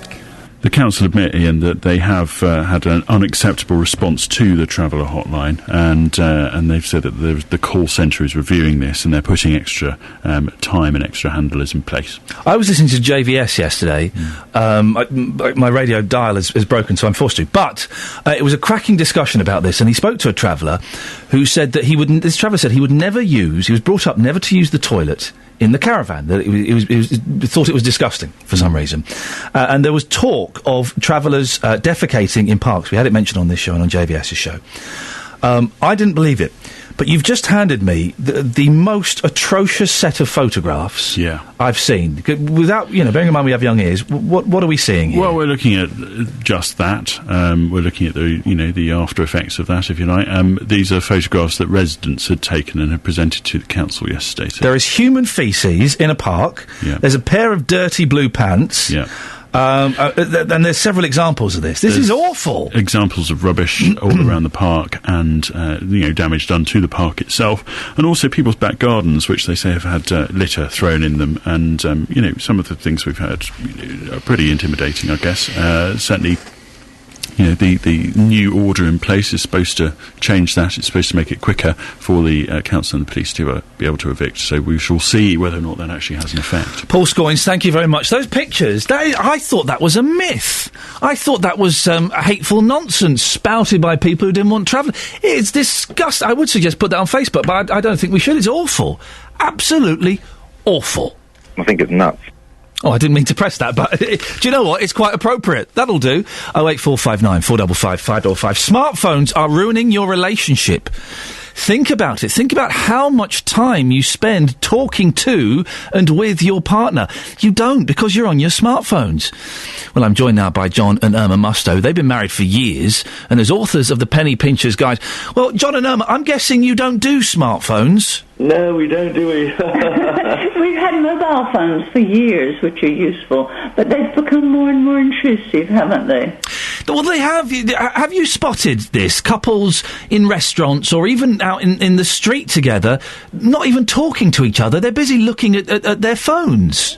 Yes, we have. We had 4 of our grandchildren a couple of days ago staying with us, and they were all sitting around the room on their smartphones, and sometimes they were actually talking to each other on their smartphones rather than just across the room. It made us laugh. Well, the thing is, I've done that, and it's only when you take a step away from it for a bit, as I've done. I'm only on day 3 of not having a smartphone. You take a step away and you realise just how crazy that is. Yeah. And sometimes it can be really useful. I mean, people have to communicate and they need to get jobs done and so on. But I think a lot of it's a sort of, what you would call, displacement activity, it fills the time. Yes. Am I just being Irma? Am I just being a grumpy old so and so like you? Is this not part of the evolution of humankind? The communication develops over years, doesn't it? Is this not just a natural evolution? I hope not, because I do think that it's a skill killer as well. You know, people are sitting and living in a virtual world, and they're not learning how to do things other than these two thumbs. You know? I think we're going to have huge thumbs before long. Yes, we're going to evolve massive thumbs. How do you two? You've been together for, ever. Yeah. And you're laughing and everything. Yeah. How do you two keep it fresh? We're best friends. Yeah. We always have been. Yeah, that helps. And then we do tend to talk about things that interest us, and it's likely to interest the other one as well. Mm. So you get a conversation going. So you don't talk about what you've seen on Twitter? No. On whose Facebook status you've just winked at or whatever? Yeah. In fact, Facebook. Well, I do have a Facebook account. John, does Irma know about this? Oh yes. And I asked my oldest daughter, she's quite up on computers and so on, should I go on Facebook? And she looked at me and she said, nah. Don't go that way. It's not the way. Listen, John and Emma Musto, it's always lovely to talk to you, authors of the Penny Pincher's Guide. Some of your comments on Facebook. Jenny says, it's only a matter of self-discipline. There's an off button on most phones, or a silent button if you can't bear to turn it off. Then you can just pick up emails, texts, etc. when it's convenient for you and your family. Smartphones are a tool, not a master. I disagree. I think for some people they are a master.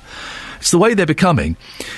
Christina is laughing at my phone, my old Nokia. There is a picture of it on the Facebook page. Facebook.com/BBC3CR. Wow, that phone's circa 1995. Do you have to put a SIM card the size of a credit card in the back? Yeah, you sort of do, but I've got a little adapter so my tiny SIM fits in.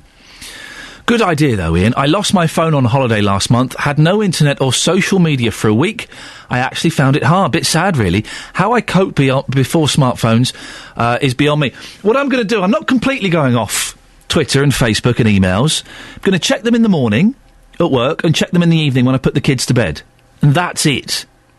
And I'm itchy. I'm a little bit itchy and a bit anxious, but already I'm starting to feel a little bit better, I think.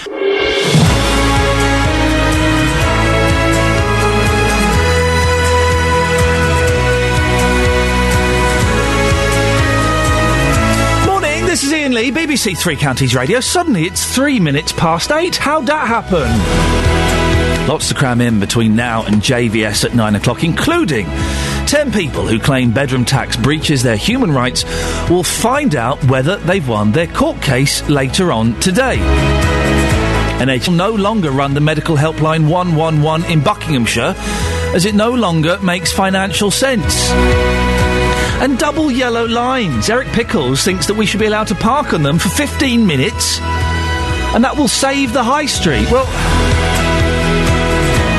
I'm not completely convinced it will work. I think it's a pretty poor idea.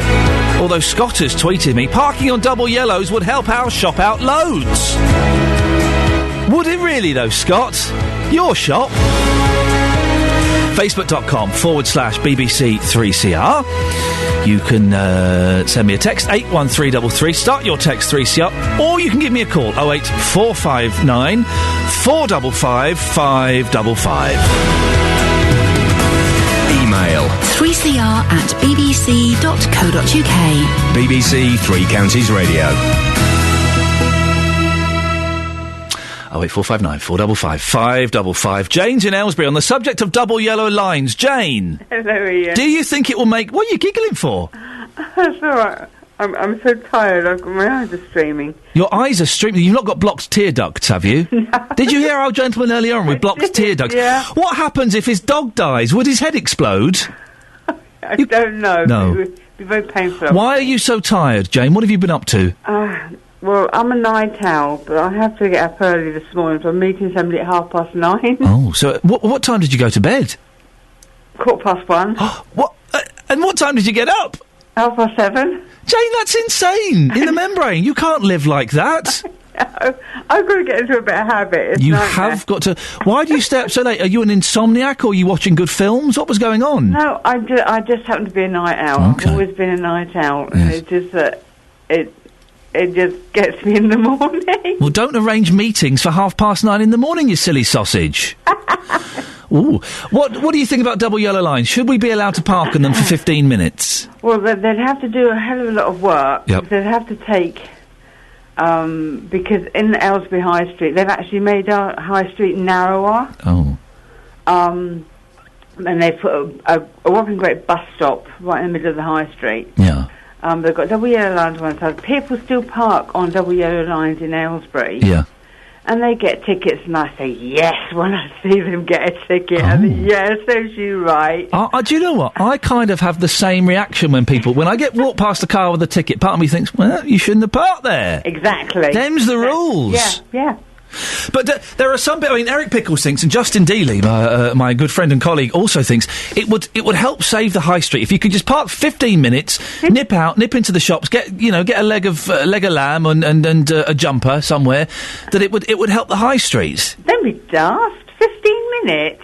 If everybody did 15 minutes, and there's say 3 shops they really want to go into, you get a queue, you're going to get a ticket, but there's no way going to be in and out in 15 minutes. You've got to find what you want, then you've got to stand and wait and pay for it.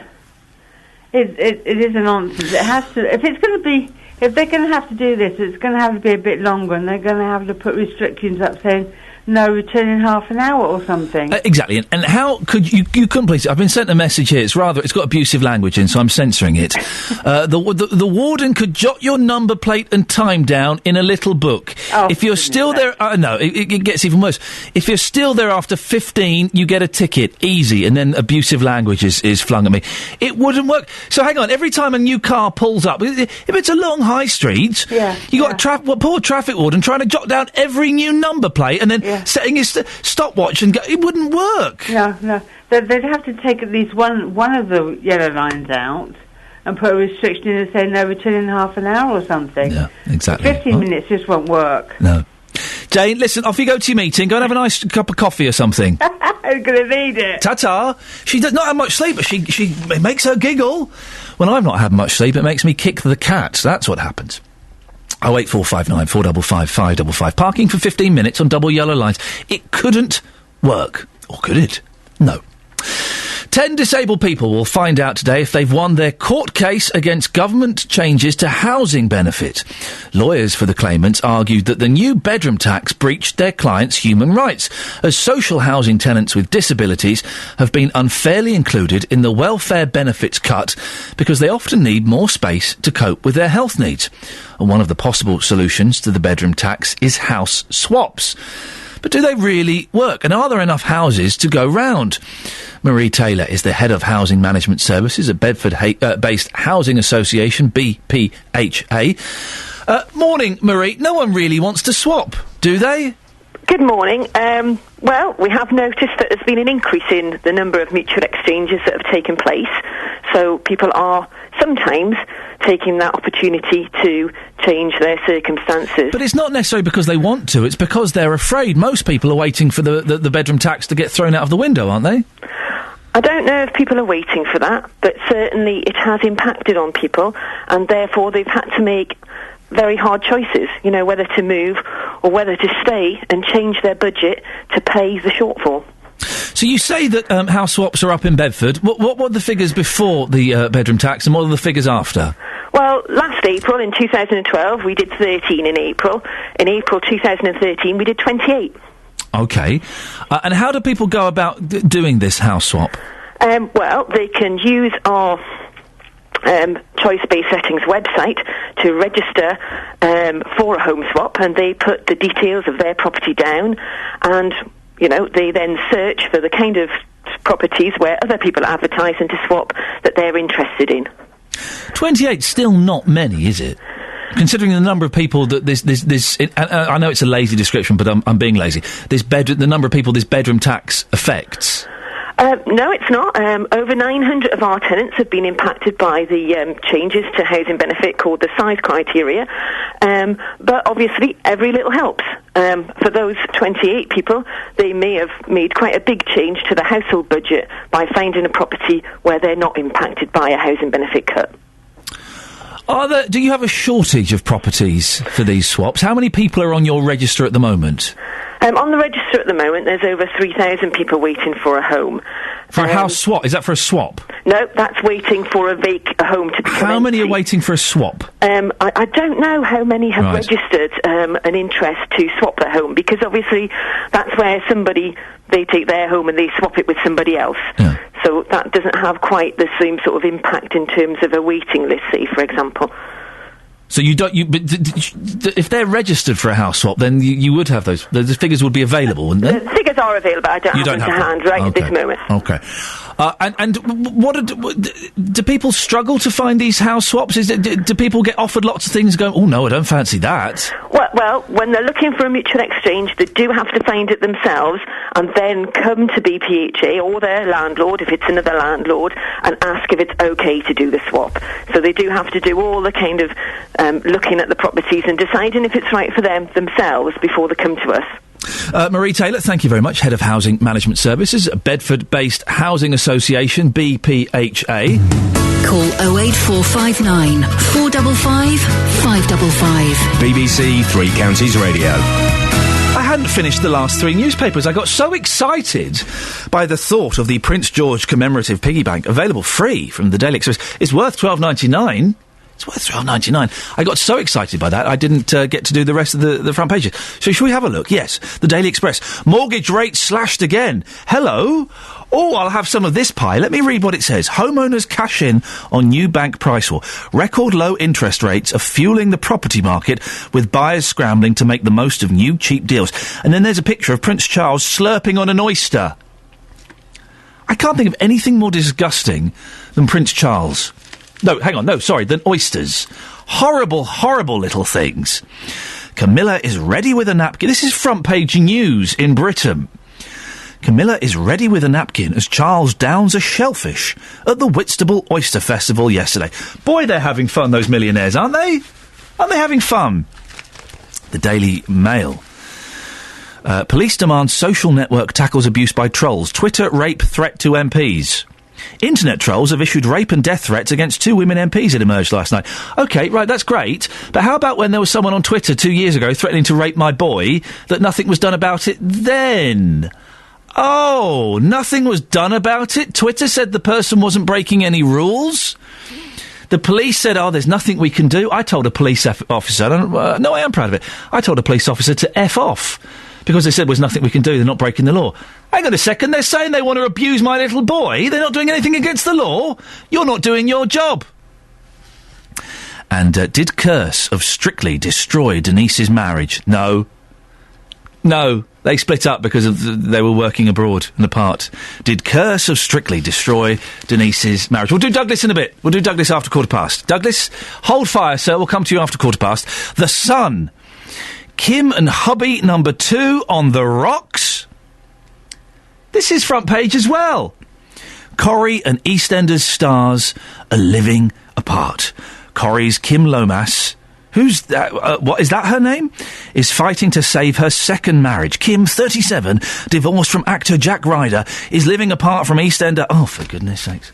11 months after that. Who cares, really? And look. The front pages already, we're talking about football. Football is coming back. This weekend it starts. I can't. Oh, for goodness sakes. It's going to be such a depressing. And this, again, Twitter threats to rape 2 MPs. Have people only just realised that Twitter is a horrible place to hang out if you are a woman or a minor celebrity or a human being with a soul? It's an awful place. I was on TV on Saturday night talking about a television show. I said I didn't like someone in the television show. The next morning I looked at Twitter. I had 6 people calling me the C word. Oh, and you're surprised that Twitter's not a nice place to hang out? Jonathan Vernon-Smith is here. was quick, wasn't it? It was a quick trail. What was wasn't that? it? I don't. Goodness sake. Sport returns. Ah. You looking forward to football starting again, kicking off? I can't wait. I'm looking forward to it. We should go to a football match. And hang Why? out. Why? We shouldn't. I went last year, or the last season, last term. Boring. Very, very dull. Yes. Very dull. It's just lots of horrible people shouting abuse at other horrible people. It really is. I would not want to... I'm not snobbish, as you know, but I would not want to... I wouldn't want to hang out with those people and pay for the privilege. Disgusting. You probably offended perhaps 80% of your audience. They're too thick to understand. Now, I'm teasing. I'm just showing off to JVS because I want to be part of his gang, and he won't let me join, for goodness sakes. I will. Will you? Yes, I will. But I have to pay subs, that's the thing. I like your shirt. Thank you. Colour.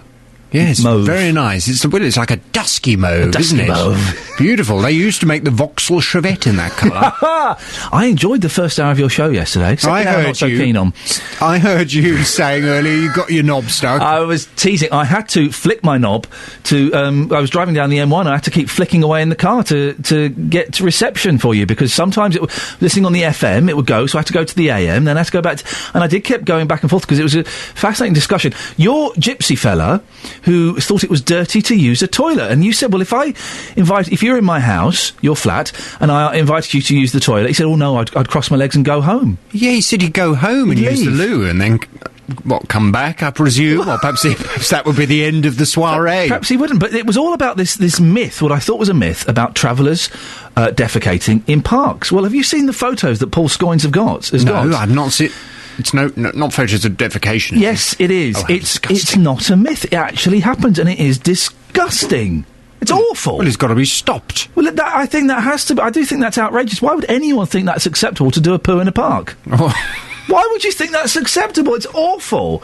There's got a picture of a dirty pair of blue pants just abandoned in a park. Well, sometimes it happens. Have you... Oh, no, let's not go down... No, let's not go down that dirty route, for goodness sakes. But no, I have never.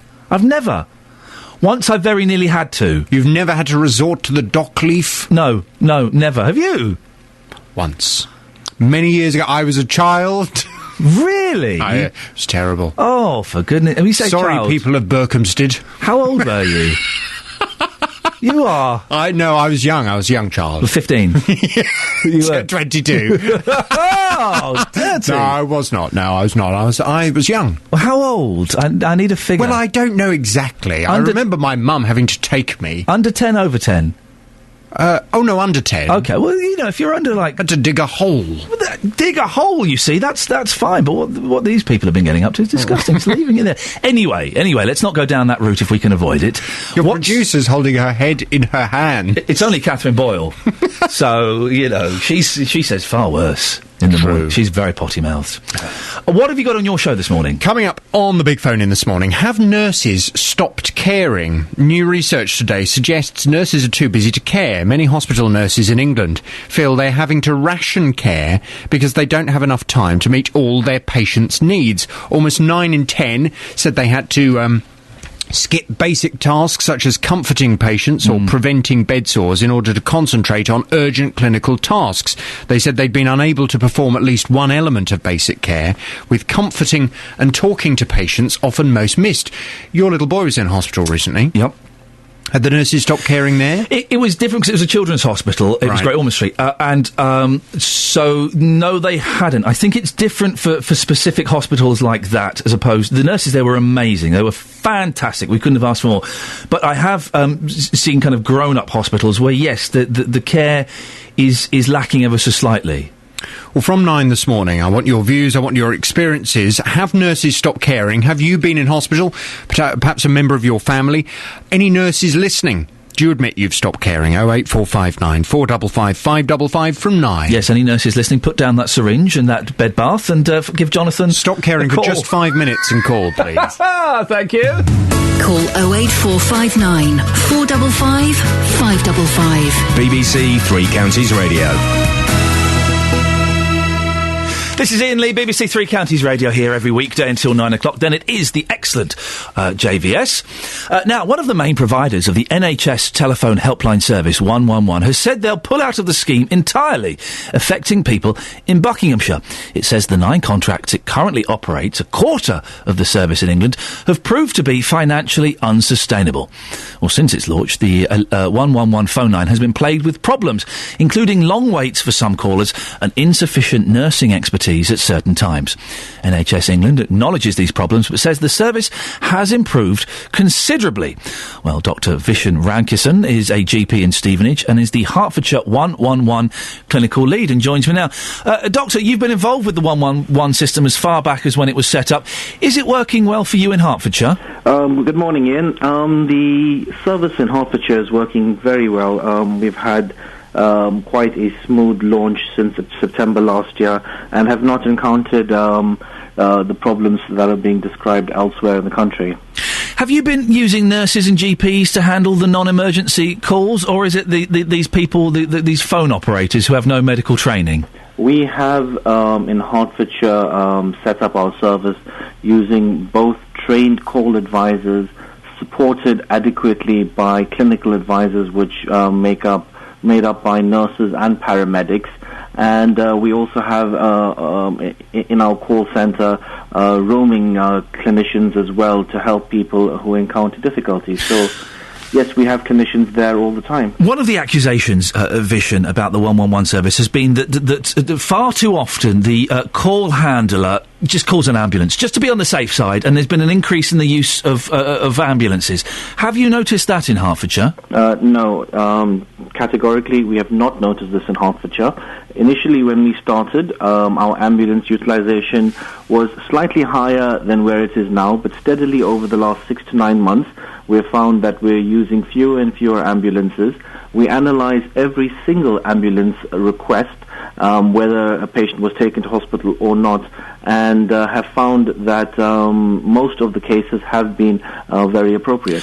What's the comparison to last year before 111 came in?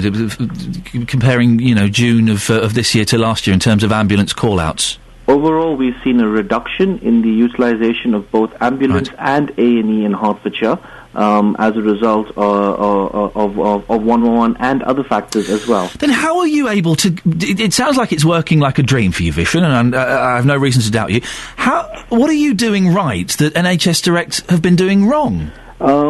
It's very difficult for me to comment on another service in another area. But what I can say that in Hertfordshire, what we've done is we took time launching our service. We launched in September last year with a lead period of about 6 to 8 months prior to that to set up all the different components of the service. And since then, we've had commitment from the local health service to continue delivering 111 by ensuring that there's adequate management and support around the service. And you've not been told that the service is struggling, that you're reaching capacity, that you're unable to provide the services in the way that NHS Direct claim? No, we haven't had those sorts of issues in Hertfordshire at all. The fact that NHS Direct wants to pull out of certain areas of the country where they provide this service, including in Buckinghamshire, could that have an effect on your service in Hertfordshire? As the system is currently designed, it won't have much of an effect because the 111's got quite a advanced telephone system that it routes calls to the home service where possible. So, in fact, I don't think that we'll have too much of a negative effect in Hertfordshire as a result of that. Dr Vishen Rankison, thank you very much. GP in Stevenage, also the Hertfordshire 111 clinical lead. I'm keen to get your stories about 111. If you've called it, were they any good? Did you feel you were talking to, someone who might as well be selling you some add-ons for your mobile phone? 08459 455 555. We did invite NHS Aylesbury Vale and Chiltern Clinical Commissioning Group onto the programme. They said no. They sent us a statement, but to be honest, I'm not going to read it out. It says what you'd expect from a statement, really. They're looking into things, and I think they've done themselves a disservice by not coming on this morning. Call 08459 455 555. BBC Three Counties Radio. In the last last half an hour, can we talk more about parking on double yellow lines, if you would be so kind? Eric Pickles thinks it's what we need in the high street to give the high street a kick up the backside to revitalise small business. Cards on the table. I think the high street's dead. I think it's dead, and I don't think there's anything that can be done about it. I think in 10 years, 15 years, the concept of a high street will be laughed at. It'll be internet online shopping, or it'll be big shopping centres outside of town. The high street where you go to the local butchers. And I'm not revelling in this. This makes me very, very sad. The high street where you go to the local butchers and the local bookshop, and there's that small cheese shop that's really... it'll be an alien foreign concept. We'll be laughing about... Do you remember that time? Do you remember we used to have high streets? What's a high street, Daddy? That's what it'll be. It makes me sad. Have I got this completely wrong, though? Do you agree with not only Eric Pickles, but Justin Dealey? Yes, two great minds thinking alike. That parking on double yellow lines, just for 15 minutes, do you think that would revitalise the high street? It would be the adrenaline boost that small businesses need. I just don't understand how you could literally police it. What, you're going to have...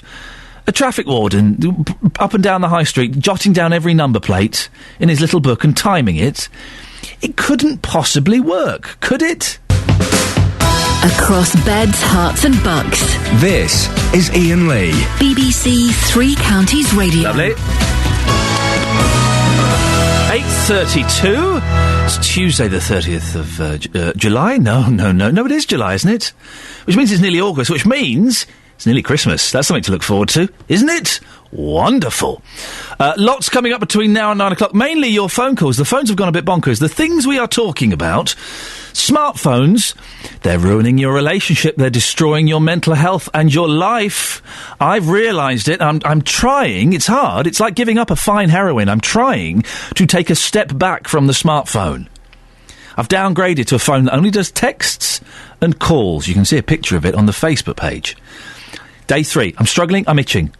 But already I'm noticing a change of the interaction with my children. Wonderful. You can do the same thing. 08459 455 555. And this story, it was kind of announced yesterday. Eric Pickles is suggesting that to save the high street, we should be allowed to park on double yellow lines for 15 minutes.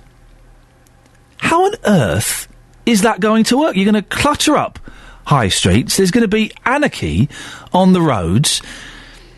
Don't we just have to admit that the high street is dead? It's finished. It's breathing its last dying breaths. Doesn't bring me any pleasure saying that. I love the high street. I love the local shops, but I don't love them enough to go and spend more money in there than I could spend online. 08459 455 555. Scott's in Hemel. Morning, Scott. Morning, how are you? Yeah, I'm good, thank you. Double yellow lines. Should we be allowed to park on them for 15 minutes? Would it work? I think what you need to do is allow people to come into town centres and actually go into shops, park for a minute and go and pick up, try on and collect things that they've ordered, researched and done all the kind of looking around online. I work for a company. We see about 20 million consumers a year watch our product videos and our facts on products. And what we're seeing working with every retailer, we work with everybody from Currys to Mothercare to Argos to Tesco's to Sainsbury's, is that people research online but still like to go and pick up, see, kick the tires if you will, and feel the product. So it would be brilliant, wouldn't it, if you just knew that you could go and look at a shirt online, see the colour, make sure it was in your size, reserve it, go to your local shop, know that it was in stock, park outside and go and try it on. That is what will save the high street, linking online with in-store. A number of retailers are already aware of it. Everything in life is cyclical. If you go back in the day, you could go to a shop and actually try things on and get them. But because rents are so expensive, people can't hold stock. So it's a just-in-time delivery service.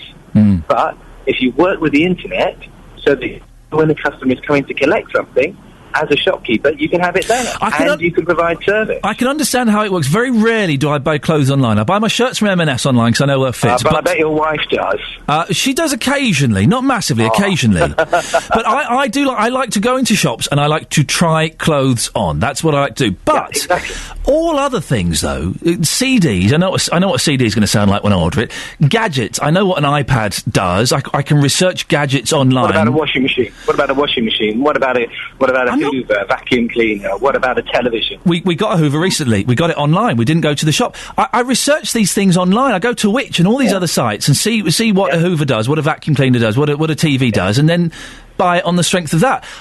And so many of these places offer free delivery now, don't they?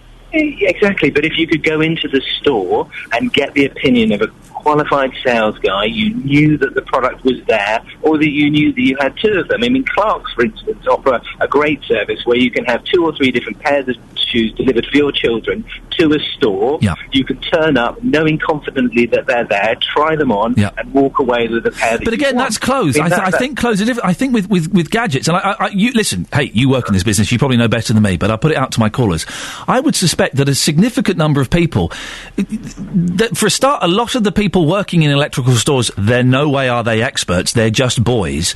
Okay. I mean, there's 2 things. Reserve and collect in store actually sells more products than delivery only. At the moment. When you look at a number of people. Yeah, but because the consumer wants to actually touch, feel, try, and they actually want to sort of look and compare. And that's the brilliance of online, is that you can show people things, and then you can educate people, so that when they go in store, they're asking the right questions that they may be a little bit embarrassed to ask if they've just turned up on Stag. I think you're finding again that the more online content is educating the store staff as well, so everybody is aware of what these gadgets can do. And as you said, you're trying to get rid of your smartphone because it does maybe too much and it takes you away from some of the simple things. So 80% of smartphones don't get used, only 20% of their features do. It's the same with products that people buy. They do so much that consumers want to know what it does for me. How's this going to, make my life better? Scott, we're going to end it there because we've got a lot of calls racking up, but we'll put that out there. Do you agree with Scott and Hemel? He's an online retail expert. Why should I speak? For I know nothing except what I think, and I am a retailer. Clothes I like to go on and try. But gadgets, when I bought my Nexus tablet, I bought that online. I did a lot of research online. I ordered it online. I bought a DAB radio last week 'cause mine died. I researched it. I ordered it. Didn't go into a shop and touch it because with gadgets I don't need to. With gadgets on Amazon and Currys and all these other websites, you get the measurement so you can see how big it's going to be. You get the spec, you go on to Which or to any of these other review websites. It tells you exactly what it does with the specification. I don't need to go into a shop and touch a television to know what it does. Am I completely wrong? Do give me a call. 08459 455 555. Maybe you're agreeing with Scott there. Look, Mark in Hemel. Mark, you've called in about something completely different. What have you got for us, Mark? Yeah, probably increasing frustration at the logic behind, or lack of logic behind, the variable speed limit signs up and down the M1. Oh, yes. I do 13, junction 13 to 9 and back every single day. Yeah, nice stretch of road. Working day. Yeah. And the logic behind the speed control is just, there isn't any. What's going on? Well, for the most part, you'll be travelling along and they're all set at 60 during periods where traffic is busy. And then all of a sudden, for no apparent reason at all, you'll find one goes to 50. And all of a sudden, everybody's braking at slow for 50, thereby creating a bottleneck. And then you'll see the next one is back to 60 again. For example, this morning, gone on at 13, signs are all 60. And then for no apparent reason, between 13 and 12, they drop to 50. And then they drop to 40. And then they're back up to 60 again. And then you get to Toddington Services. The first sign after the Toddington Services has got the keep left sign indicating that the hard shoulder is closed after the Toddington Services. That's set at 60. The very first one after that then says congestion, use hard shoulder. And you think, hang on a minute. So you're up and down the speed all the time. Approaching 11, on the southbound, 3 signs before the junction. All of a sudden you've got 50 and 50. Now, there's no change in the density of the traffic. It's all moving perfectly happily. It's not building up. If there had been traffic building up leaving the slip road at that junction, I could have understood them perhaps slowing the traffic down a bit. But there wasn't. It was clear. And then the next one is 60, the one between the exit and the entrance on the southbound. And then you've got one at 50. And then it got up to 60 again. I've noticed this on the M1, that those signs do seem to sometimes they're there and they're relevant to what's happening, but sometimes they appear not to be. Could it be, Mark, that perhaps there is an incident up further ahead, but by the time you've got there, it's been cleared up? I don't think so, not this morning. No, I'm being generous to the motoway there doing that. I can't quite think how that would work. I understand. I use a particular sat nav that identifies. It's actually the people that are using it actually identify where there are hold-ups, where there are breakdowns. Yeah. And there was one where it showed a breakdown that was actually being cleared, but there'd been no change to the speed limits. There'd been no move of one, move out of the hard shoulder or anything to cover that. It was areas where there was nothing going on, and I'm pretty sure all they do every now and again, they let loose a monkey in the control room that presses buttons randomly. I'm convinced of it. Mark, there's no logic at all to it. Mark, listen, I appreciate that. Thank you. If you've noticed that, 08459 455 555. Can we put a call in to the M1 people?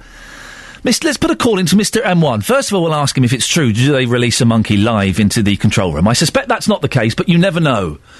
It'd be good if they said, "Oh yeah, no, we do that on Thursdays." Every Tuesday and Thursday we'll have a go at that. We will call the M1 and find out what's been going on there, Mark. Thank you very much for that. 08459 455 555. On the subject of being allowed to park on double yellow lines for 15 minutes to save the high street, Douglas in Barton, it could never work, could it?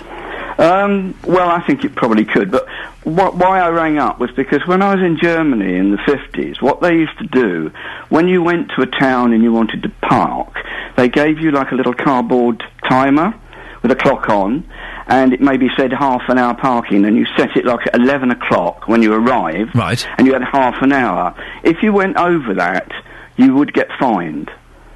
Now, that was quite a good idea. Yes. And that was done town to town. So I think that would work. It needs something because obviously you can go to whatever store and park for so long, not a problem, do your shopping and come away. So that is killing it. And also what you do, to be honest, you are killing the high street as well. Oh, no. Because you're doing it online, aren't you? Yeah. But I am partly, yes, I accept my responsibility in that, yeah, definitely. But it's cheaper and convenient. Yeah, I know. But the other thing you talked about was experience. And now, I managed the shop in Luton in the 60s, and my staff were trained. I trained them with knowledge. They don't do that in these stores. Knowledge about what? The things that you're selling? The equipment they're selling. Yeah, they don't. You see? I mean, you go in and you ask about a washing machine, and very rarely do they know what they're talking about. I'll call my manager over. And even exactly. It is, and I know, it's a generalisation, but a lot of these electrical shops, you can see why they're closing down. It's spotty 17-year-olds. Well, I'm afraid that who know is nothing. The case. That is the case. But there again, if they did train them and you went in and you got the experience and you got it for the same price and delivery free, which you do on a lot of things online, that's fine. But usually it's £25, £30 delivery. Oh, and the thing that you don't get online so much is, would you like to take out extra insurance on this? No, I would not, because I know most of that's going in your back pocket. Yeah, they're told to sell that. That is the main thing they seem to know about. Yes, the insurance is the insurance, and if you don't take that, they're not interested. But if you work it out, if it's something that's £100, what is the point of taking out insurance? Never take it out. It's probably £30, £40. It lasts for 3 years, so you buy another one, don't you? Exactly. Never take that out. The other thing I just mentioned very quickly, it might only be Hertfordshire, but something's come in now. If anyone parks across the drop curbs, invalid certificate or not, they will get fined. They will get a ticket.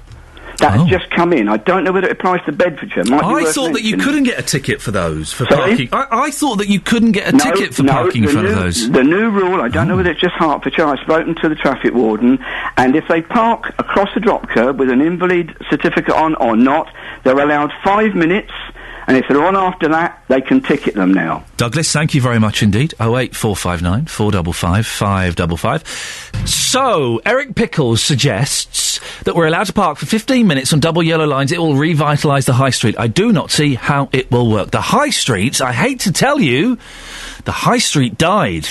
If it hasn't died yet, it's on its way out. I'm part of the problem. You're part of the problem. I shop online because it's cheaper. I like shops. I like little shops, but not enough to spend more money in them. These are times of austerity. Have you not heard? No one's got any money. Buy stuff online. The high street isn't going to work. And allowing people to park for 15 minutes on double yellow lines, it's a nice idea, but it won't happen. And whenever we talk about flagging High Street, the same name tends to pop up. Dunstable. Well, Justin Dealey has been in Dunstable this morning. Good morning, Justin. Ian, I can't believe your views on this morning. Of course this is going to work. How? Put it this way, yes, you go online to do your shopping. Correct. But if you wanted to use, let's just say, a local butcher in Dunstable, and you couldn't park out the front, you had to park 5 or 10 minutes away, you wouldn't be bothered to use him. But if you could park on a double yellow line for 15 minutes and you were 30 seconds away from that shop, you might just use him, you would put money in his till, and you might just save a local business. It's not rocket science, surely. Cheaper to go to Sainsbury's and Tesco's. And that's the fact. And while there are some very, very noble people who... I've got several middle-class friends who are happy to pay a few quid extra for a joint of beef, most people can't afford that luxury. But surely it's all about convenience as well. If we had the convenience to park near these stores, we would be using them. No, it's all about cost. Yeah, cost comes into it, of course, but also convenience, surely. No, convenience is almost irrelevant on this, Justin. I don't agree. I know you don't, and it's good that we don't agree. See, this is because of the unique way the BBC is funded, we're allowed to disagree. You've been speaking to a local businessman, haven't you? I have, that man being Peter Doran. He's a butcher on the high street in Dunstable. He thinks this is a great idea. Here's what he had to say earlier on. There isn't enough parking in Dunstable. Most side streets are all taken up by people who go to work, so they park there. It certainly would help, as long as they can police it, so they only stay there for 10-15 minutes, then it would work. Do you think something like that may revive this high street, or is it simply too late for that now? I don't think it'll revive it, but it certainly would help small businesses, because at the end of the day we need all the customers we can get, because as I said, the big stores have got parking, so they do the one-stop shop, but these will help where people want to get a few little bits and just know where to park. I can park on a double yellow line, I can nip in, do the shopping, and away we go. Your fella there says it won't revive it, Justin. He says it'll have it'll have a little bit of effect, but it won't revive it. And it may not revive the whole high street. It will certainly help him and small businesses. I mean, to give you an example, Peter's shop, outside the shop, there's a parking bay there for, 3 or 4 cars. That's fine if you can get in there. But if you can't, the next street is Union Street, which has double yellow lines. Now, you talk about obstructions there. Yes. In my opinion, looking at those double yellow lines, you could quite clearly park there safely for 10 or 15 minutes, and you would nip out, and you would use some of those local businesses. Not just him, but a sandwich shop along there as well. Surely this is great news for local business. Well, when was the last time you used a butcher? Last time I used the butcher was probably about 4 weeks ago, and I could park out the front. That's why I used that butcher. Okay, and the meat you've got since then from supermarkets, yeah? Yes. Yeah, because it's significantly cheaper.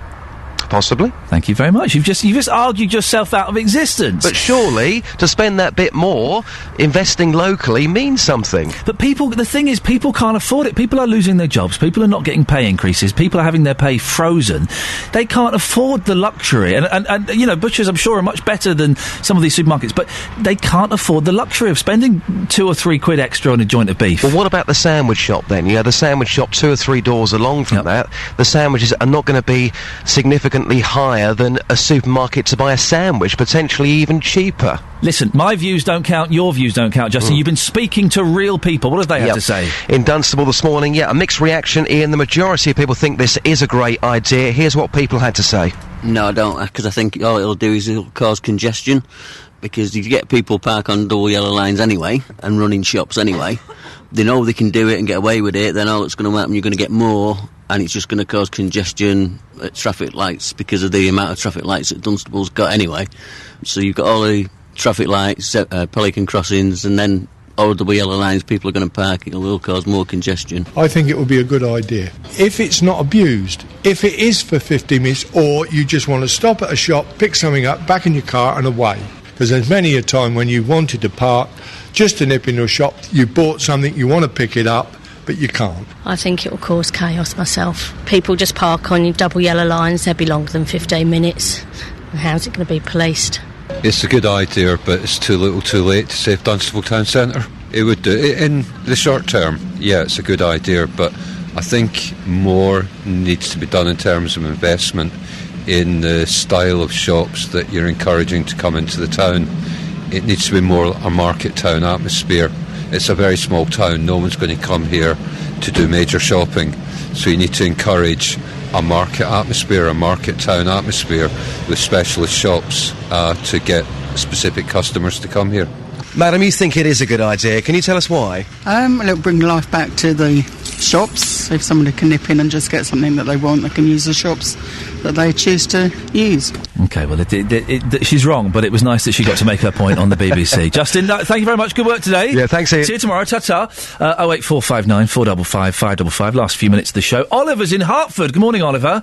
Good morning. What do you think? If we could park on double yellow lines for 15 minutes, would it have any impact on the high street whatsoever? I'm hugely sceptical because I don't think the volumes of customers at these Oliver, go and move somewhere because your line is breaking up all over the place. Is that better? That's much better. There we go. Don't move. Sorry about that. I'm very sceptical because I don't think it's going to generate the volumes of customers that these retailers are going to want to see. And I think there's a better solution to support the retailers. Yep. And that would be to give them some relief on their business rates so that they can be more competitive with the online shopping. Possible suggestions that I think is worth considering is if they were able to demonstrate that the goods that they were selling were also competing online by demonstrating 5 other retailers that were online selling the same product, they should be given some form of business rates relief. That way they could be much more competitive and tackle that issue of cost that you're obviously is quite dear to your heart. Well, I think it is quite dear to my heart because I'm a very, very mean man. But I think it's quite dear to a lot of people's hearts, isn't it, at the moment? And the cost thing has to be a significant factor in where people shop. I think it is. I think convenience is important, though. I don't think you can underestimate how time poor people are. You know, that's a massive issue. So there is an element of actually trying to make the high street easy to access as well. And so if there can be a solution with these double yellow lines, which needs to be really carefully thought through because, the stress that it could cause by causing further congestion actually has a negative impact. It needs to be, it's something that should be properly considered. But there are other ways to make it convenient, and there's other ways to revive the high street as well. Oliver, thank you very much. It's something we keep talking about, isn't it? How do you revive the high street? David's emailed in regards to parking on double yellow lines. It might not be the whole solution, however, every little helps. Good idea, Mr. Pickles. But it's not going to help that much. So a butcher's going to sell a few extra bits of meat. A sandwich shop will sell a couple of extra sandwiches. It's not going to breathe life into the dying high street. It's not going to save these businesses, is it? I don't see how it can, and the problem is the system will be abused. It's unpoliceable. If you do get these significant numbers of cars parking on the high streets that you're expecting to get, well, you can't police it, can you? You've got some poor traffic warden pacing up and down, writing down every car on his little notepad, timing every car. He puts a ticket on, someone will kick off, it'll get a bit nasty, get taken to court, someone dies. It's just, maybe worst case scenario. Maybe I've picked a worst case scenario there. I don't know. But I don't see how it can work. No doubt we'll come back to this again. The high street and the death thereof. It seems to be a constant theme that we're discussing here. We will discuss it again at some point in the future. Right. That's it. You've listened to the show. Now go to iTunes and download the podcast, please. Weekly podcast comes out every Friday. That's it. That's me done until tomorrow. JVS is up next. Till tomorrow from me. Ta-ta. On FM, AM, online and digital radio. This is BBC Three Counties Radio. Thank you, Iain.